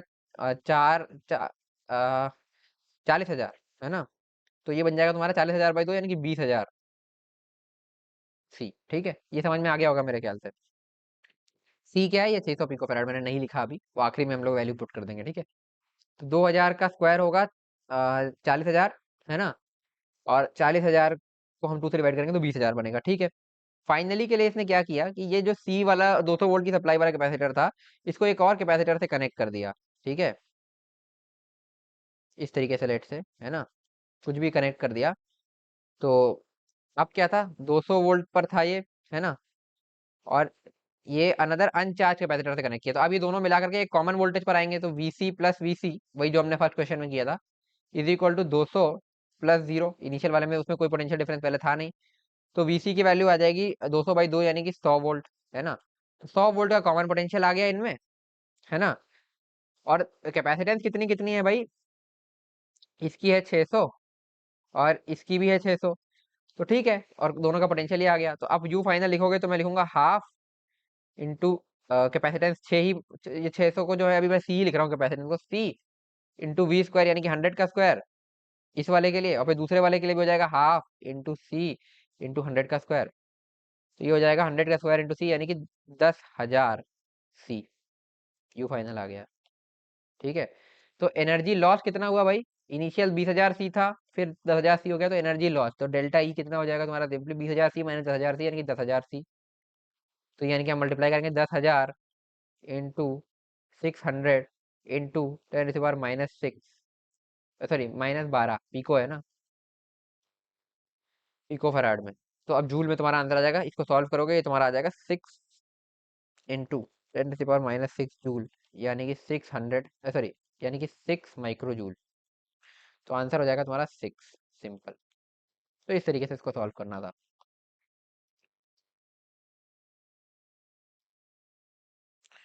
next question. A capacitor C1 of capacitance 5 microfarad is charged to potential 30 volt, ठीक है, बाय यूजिंग अ बैटरी। मतलब ये जो नीचे वाला कैपेसिटर है ना, इसको हमने ऑलरेडी कहीं पे चार्ज किया था 30 वोल्ट की बैटरी से, और उसके बाद बैटरी निकाल दी और उसको फिर इस अनचार्ज कैपेसिटर से कनेक्ट किया हमने, ठीक है, ऑफ 10 माइक्रोफैरड, ठीक है। जैसे ही स्विच क्लोज करेंगे, ठीक है, तो यहाँ पे कुछ चार्ज फ्लो होगा, और वो कितना चार्ज होगा वही बताना। तो देखो, ये वाला जो है ना, ये चार्ज कैपेसिटर है। क्यों? इसमें लिखा है 5 माइक्रोफैरड का कैपेसिटर, जिसको 30 वोल्ट की बैटरी से हमने चार्ज किया था, उसके बाद लाके यहाँ कनेक्ट किया। तो जब 5 माइक्रोफैरड के कैपेसिटर को 30 वोल्ट की बैटरी से चार्ज करेंगे, तो इस पे चार्ज कितना होगा? 5 × 30, यानी कि 150 माइक्रोकूलम, है ना। तो 150 माइक्रोकूलम का चार्ज इस पे ऑलरेडी था, ठीक है। अब हमने क्या किया, इसको ले आकर के इस तरीके से एक अनचार्ज कैपेसिटर से कनेक्ट किया। कनेक्ट करते ही लेट से स्विच क्लोज किया। स्विच क्लोज करते हमने माना लेट से एक्स चार्ज ऐसे फ्लो हुआ, है ना। इस पर अपीयर होगा प्लस माइनस एक्स, और इस पर अपीयर होगा प्लस माइनस 150 प्लस एक्स, क्योंकि देखो सेम डायरेक्शन में 150 ऑलरेडी था और एक्स और हो गया। अब कुछ नहीं करना है, अपने को केवीएल लगाना है। लेट से यहाँ से चलते हैं, तो हम बोलेंगे माइनस, यहाँ से इसमें ड्रॉप होगा कितने का? 150 प्लस एक्स अपॉन इसकी कैपेसिटेंस कितनी है भाई? 5। फिर चलते गए, फिर यहाँ आए, यहाँ से ड्रॉप मिला माइनस कितना? एक्स अपॉन इसकी कैपेसिटेंस कितनी है? 10 इज इक्वल टू 0। इसको सॉल्व करेंगे, 10 से मल्टीप्लाई कर देते हैं पूरी इक्वेशन को, तो ये बनेगा तुम्हारा, -10 से कर देते हैं तो माइनस अपने आप हट जाएगा, ठीक है। और 10 से मल्टीप्लाई करेंगे तो ये हो जाएगी तुम्हारी कितनी? 150 × 2, मतलब ये लेफ्ट वाला टर्म 2 से मल्टीप्लाई हो जाएगा, क्योंकि 5 × 2 10 होता है ना। तो ये हो जाएगा 300 प्लस 2x प्लस एक्स इज इक्वल टू 0। तो x की वैल्यू यहाँ से आएगी तुम्हारी -100, सॉल्व करोगे तो, ठीक है। -100 का मतलब क्या है कि जो हमने डायरेक्शन मानी है इसका उल्टा है, मतलब चार्ज ऐसे फ्लो हुआ है। तो इस वाले कैपेसिटर पर चार्ज ऐसे आएगा, प्लस माइनस कितने का आएगा? 100 माइक्रोकूलम का, है ना। तो equilibrium charge on capacitor C2 is 100 microcoulomb. वैसे मैग्नीट्यूड ही पूछा था, बट डायरेक्शन देख सकते हो ये होगी, क्योंकि हमने एक्स ऐसे माना था बट ये नेगेटिव आ गया। इसका मतलब एक्स ऐसे फ्लो हुआ होगा, तो ये होगा प्लस माइनस ऐसे, ये वाली प्लेट प्लस, ये वाली माइनस। और कितना मैग्नीट्यूड है? 100। ये हमने ऑलरेडी कैलकुलेट कर लिया है। तो बस एनर्जी के क्वेश्चन इसी, मतलब ये तुम्हारे सर्किट के क्वेश्चन इसी तरीके से किए जाते हैं, ठीक है। तो ये 49 तक मैंने करा दिया। इसके बाद अब तुम्हारे आगे होमवर्क है, ठीक है, देख सकते हो 50, 51, 52 यहाँ से लेकर के तुम्हारा पूरा ये 50 से लेकर 57 तक 8 क्वेश्चन ये तुम्हारे होमवर्क है, ठीक है। तो इनको सॉल्व कर लो, और आंसर की अगर तुम्हें चाहिए हो तो बता देना भाई, तो दे देंगे तुम्हें, ठीक है। सर्किट वाला टॉपिक भी तुम्हारा कंप्लीट हो गया, ठीक है। अब आगे बढ़ते हैं। तो यार आगे बढ़ते हैं। तो देखो, मैंने तुम्हें एनर्जी का एक फॉर्मूला एकदम स्टार्टिंग में बताया था कल वाली वीडियो में, है ना। Energy stored in a capacitor की, energy stored in a capacitor, इसका एक फॉर्मूला मैंने तुम्हें बताया था कि यू जो होता है तुम्हारा, वो होता है या तो हाफ CV² ऐसे लिख सकते हो, या फिर तुम लिख सकते हो हाफ Q² बाई सी। एक चीज ये, और एक मैंने तो बताया था कि डाइलेक्ट्रिक कांस्टेंट तुम जो है क्या कहते हैं, के इक्वल टू, मतलब कुछ के डाइलेक्ट्रिक कांस्टेंट का मटेरियल अगर प्लेट्स के बीच में डाल देते हो फुल्ली, है ना, तो तुम्हारा कैपेसिटेंस हो जाता है KC0 टाइप का, ठीक है। तो अब इसके कुछ क्वेश्चंस आते हैं, है ना, एनर्जी के बेसिस पे कुछ क्वेश्चन, मतलब वैसे तो हम हर जगह एनर्जी यूज कर ही रहे हैं अभी तक तब से। तो कुछ एक दो क्वेश्चन इसके एनर्जी के तुम्हारे और बचे हैं, तो एनर्जी रिलेटेड कुछ क्वेश्चन मैंने इसके आगे PDF में आगे सॉर्ट आउट कर दिए हैं। तो ये तुम्हारे यहाँ से लेकर के 58 से लेकर के क्वेश्चन नंबर तुम्हारे कहाँ तक, ये रहा 70 तक, ये एनर्जी रिलेटेड क्वेश्चन है, ठीक है। तो वैसे तो हम एनर्जी रिलेटेड सारी चीजें बात कर चुके हैं, तो अब क्वेश्चन ये तुमसे सारे हो जाएंगे, बट एक दो क्वेश्चन मैं चलो करा देता हूँ इसके, और फिर तुम्हें फिर बाकी के होमवर्क दे दूंगा, ठीक है। तो चलो देखते हैं। 58 क्वेश्चन नंबर है तुम्हारा। अ parallel plate capacitor filled with a medium of dielectric constant 10, ठीक है, is connected across a battery and is charged, okay. तो मतलब एक बैटरी के साथ कनेक्टेड है, 10 का मटेरियल इसमें डला हुआ है, ठीक है। Dielectric slab is replaced by another slab of dielectric constant 15, in the energy of the capacitor will be. तो जब इनिशियली ये था, है ना, 10 का कैपेसिटर, है ना, 10, लेट से इस पैरेलल प्लेट कैपेसिटर की एयर में कैपेसिटेंस C0 होती, हम ऐसा मान लेते हैं, ठीक है, एयर में। तो जब 10 का मटेरियल, हमने 10 डाइलेक्ट्रिक कांस्टेंट का मटेरियल डाल रखा है, तो इसकी कैपेसिटेंस कितनी होगी? 10 C0, है ना। इस केस में इसकी एनर्जी कितनी होगी भाई? हाफ इंटू कैपेसिटेंस कितनी है? 10 C0, और डायरेक्ट बैटरी लगी है तो हाफ CV² टाइप से लिख लेंगे एनर्जी, ठीक है। अब ये बोल रहा है डायरेक्ट्रिक slab is replaced by another slab of डायरेक्ट्रिक constant 15, लेकिन बैटरी नहीं निकाली ना, बैटरी नहीं निकाली है, ठीक है। तो अब क्या होगा, हमने 15 का डायरेक्ट्रिक स्लैब डाल दिया 10 वाला निकाल के, तो अब कैपेसिटेंस कितनी हो गई भाई, 15 सी नॉट नहीं हो जाएगी? ठीक है, तो इस केस में फाइनल एनर्जी कितनी होगी, हाफ इंटू 15 सी नॉट, और ये पोटेंशियल वी रहेगा कि बैटरी हमने चेंज नहीं की है। ठीक है, वही बैटरी लगी है, फिगर से तुम समझ जाओगे। ठीक है, वही कैपेसिटर वही बैटरी, बैटरी हमने चेंज नहीं की है। ठीक है, इस तरीके से हो गया। तो चेंज इन एनर्जी कितना हो गया भाई, ये half 15 CV not square, half 10 CV not square, इसको माइनस करोगे तो ये हो जाएगा तुम्हारा 5 CV नॉट स्क्वायर बाई 2।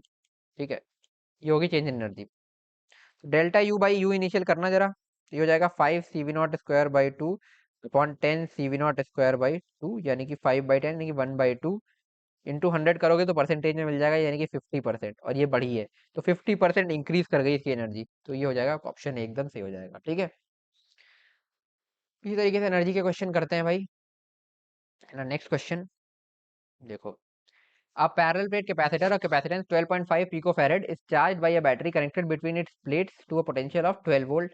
ठीक है भाई, the battery is now disconnected in a dielectric slab of epsilon r equal to 6। अच्छा, epsilon r यूज कर लिया इसने। ठीक है, तो k होता है तो तुम बोलते हो k c नॉट हो गई कैपेसिटेंस। ठीक है, एप्सिलॉन r है तो देखो कैपेसिटेंस होती है तुम्हारी epsilon not a by D, है ना। और अगर एप्सिलॉन r मतलब एयर के अलावा किसी और मटेरियल में कर दें तो सी डैश मैं बोल देता हूँ, वो हो जाएगी तुम्हारी epsilon r epsilon not a by D, है ना। तो ये भी उसी टाइप का हो गया, जैसे तुम इसको बेसिकली एप्सिलॉन r इंटू ये सी नॉट टाइप का। ठीक है, तो एप्सिलॉन और सी नॉट, तो तुम चाहे के सी नॉट बोलो चाहे एप्सिलॉन आर सी नॉट बोलो, बात एक ही है। ठीक है, तो कई जगह एप्सिलॉन आर क्वेश्चन में दे देता है, कई जगह के दे देता है, तो ये रिलेटिव परमेबिलिटी होती है। ठीक है, तो बस इतना समझो कि जो के का काम है वही एप्सिलॉन आर का काम है यहाँ पे। ठीक है, तो इस तरीके से तुम कैपेसिटेंस लिख लोगे। चलो क्वेश्चन पे आते हैं फिर से। A parallel plate capacitor of capacitance 12.5 picofarad is charged by a battery connected between its plates to a potential difference of 12 volt. Okay, battery is now disconnected, ध्यान रखना है भैया ये चीजों का, कि बैटरी इज नाउ डिस्कनेक्टेड बोल दिया इसने। ठीक है, ये ध्यान रखना, अगर बैटरी कनेक्टेड होगी तो बिल्कुल डिफरेंट सिनेरियो होगा। मैंने दोनों तुम्हें ऑलरेडी बता रखे हैं कि क्लास में कि क्या होता है, कि बैटरी अगर कनेक्टेड होती है तो पोटेंशियल डिफरेंस चेंज नहीं होता, चार्ज चेंज होता है, और बैटरी डिस्कनेक्ट होती है तो पोटेंशियल डिफरेंस चेंज हो जाता है बट चार्ज चेंज नहीं हो सकता, क्योंकि चार्ज को फ्लो होने का पाथ नहीं मिलता।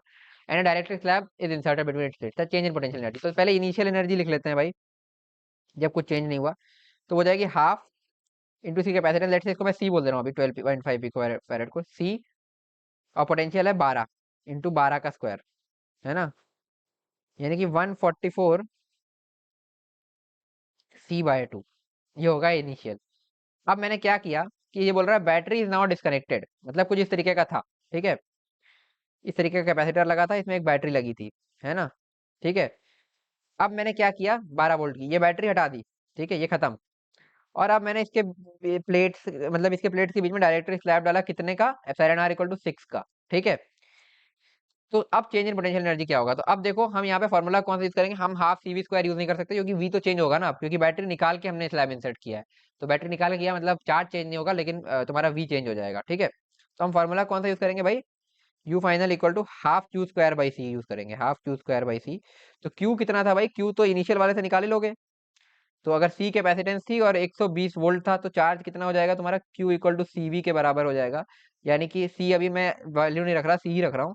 सी इंटू वी कितना था तुम्हारा, 12, यानी कि 12 सी के बराबर हो जाएगा। ठीक है, तो ये हो जाएगा हाफ इंटू 12 सी का स्क्वायर अपॉन, अब नई कैपेसिटेंस कितनी हो गई भाई, कैपेसिटेंस तो दोनों ही केस में 6 सी नॉट के बराबर हो जाएगी, यानी कि 6 सी के बराबर हो जाएगी। तो इसको मैं लिख सकता हूँ कितना, 144 सी बाय 12, ये हो गई यू फाइनल, ये थी तुम्हारी यू इनिशियल। ठीक है, तो चेंज इन एनर्जी लिख सकते हैं हम, अब लिख सकते हैं, तो ये हो जाएगी 144 सी बाय 2 माइनस 144 सी बाय 12। तो 144 सी कॉमन लेंगे अगर हम, तो अंदर आएगा 1/2 माइनस 1/12, है ना, और 2 भी कॉमन ले ले, तो इसको मैं लिख सकता हूँ 144 को आधा कर देंगे, कितना हो जाएगा भाई, 72 सी इंटू 1 माइनस 1/6। ठीक है, 2 कॉमन लिया है, तो इसका वैल्यू आएगा, यहीं पे एक पेज इंसर्ट कर लेते हैं भाई। ठीक है, तो ये वैल्यू आएगी कितनी, 5/6 इंटू 72 सी, है ना। तो ये आ जाएगा 6 इंटू 12, यानी कि 60 सी के बराबर, है ना। यानी कि 60 इंटू सी की वैल्यू कितनी थी भाई, 12.5 पिको फैरेड, यानी कि 10 से पावर -12 से मल्टीप्लाई करेंगे, तो ये आ जाएगा तुम्हारा, ऐसे जो 30 का 0 यहाँ, 3 6 टू 12 13 14 15 का 5 यहाँ 1 750 इंटू 10⁻⁻12 जूल। 750 यहाँ पर आ जाएगा, तो आंसर हो जाएगा तुम्हारा 750। ठीक है, अच्छा क्वेश्चन था भाई, है ना।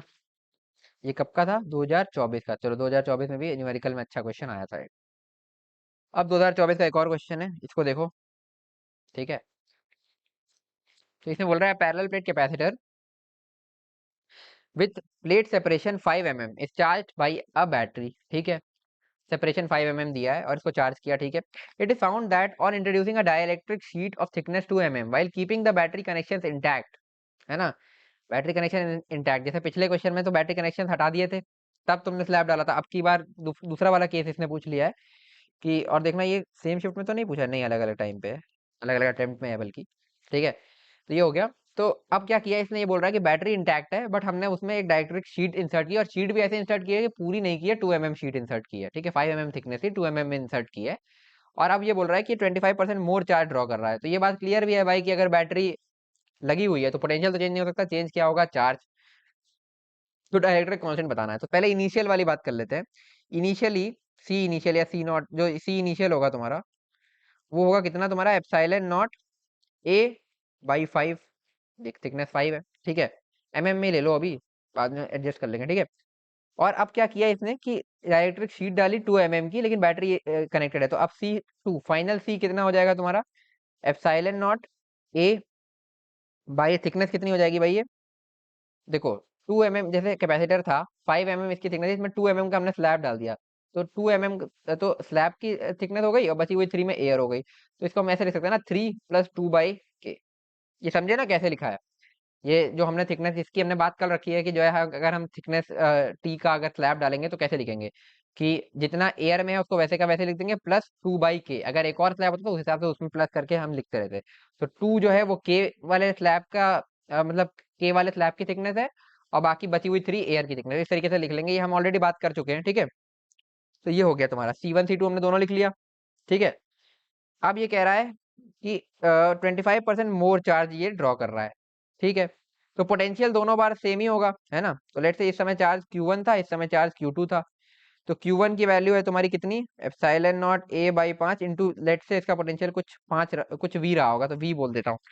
और Q2 is equal to epsilon not A by 3 + 2/k into V, क्योंकि पोटेंशियल तो वी ही रहेगा ना, बैटरी इंटैक्ट ही है, तो पोटेंशियल डिफरेंस तो चेंज होगा नहीं, वो वी होगा लेट से, है ना। तो अब ये बोल रहा है जो Q2 है ना वो 25% मोर देन Q1 है ना। तो Q2 जो है वो 25% मोर देन Q1 है, यानी कि अगर Q1 तुम्हारा 100 कूलम होगा, तो ये 100 + 25% मोर यानी कि 125 होगा। ठीक है, 100 मैंने अपने आप से मान लिया ताकि कैलकुलेशन ईजी हो जाए। तो 100 अगर ये होगा तो ये 125 होगा, क्योंकि 25% ज्यादा है। ठीक है, समझ में आ ही रहा होगा तुम्हें। बस कुछ नहीं करना, रेशियो ले लेते हैं, तो Q1/Q2 कर लेते हैं। तो वो होगा 100/125, और ये बराबर होगा तुम्हारा किसके? ये epsilon not A V upon 5 upon epsilon not A V upon 3 + 2/k, यानी कि 1/5 अपॉन 1 + 3 सॉरी अपॉन 1/3 + 2/k। ये कैसे लिखा भाई? ये epsilon not A V cancel out हो जाएगा, तो इसको मैं लिख सकता हूँ 3 + 2/k अपॉन 5, है ना। एक पेज इंसर्ट कर लेते हैं। ठीक है, तो यहाँ से अब मैं इसको नीचे लिख रहा हूँ साफ तरीके से थोड़ा, तो 100/125 इज इक्वल टू 3 + 2/k/5, है ना। थोड़ा सा कैंसिल आउट कर लेते हैं जो चीजें कट जाए, तो 25 4 जा 100, 25 5 जा ये, तो ये हो जाएगा 4/5 इज इक्वल टू 3 + 2/k/5। 5 से 5 कैंसिल आउट, तो यहाँ से मैं लिख सकता हूँ 4 इक्वल टू 3 + 2/k, यानी कि 1 इक्वल टू 2/k, है ना। तो k इक्वल टू 2 यहाँ से आ जाएगा आंसर। तो यहाँ पे k की वैल्यू पूछी थी, तो k की वैल्यू हो जाएगी 2, सिंपल।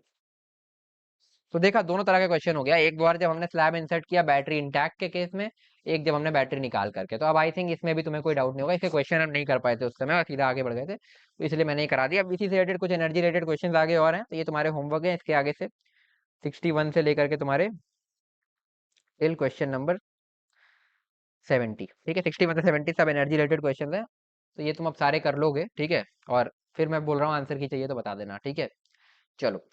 तो इसी के साथ तुम्हारा कैपेसिटर कंप्लीट होता है भाई। अब कैपेसिटर का एक पार्ट जो मैंने तुम्हें शुरू में बताया था कि 20% वेटेज देता है, जो तुम रजिस्टर के साथ कैपेसिटर लगाते हो, तो वो बिना रजिस्टर पढ़े नहीं हो सकता, तो वो करंट इलेक्ट्रिसिटी के साथ उसी में कवर होगा, करंट इलेक्ट्रिसिटी वाली वीडियो में ही।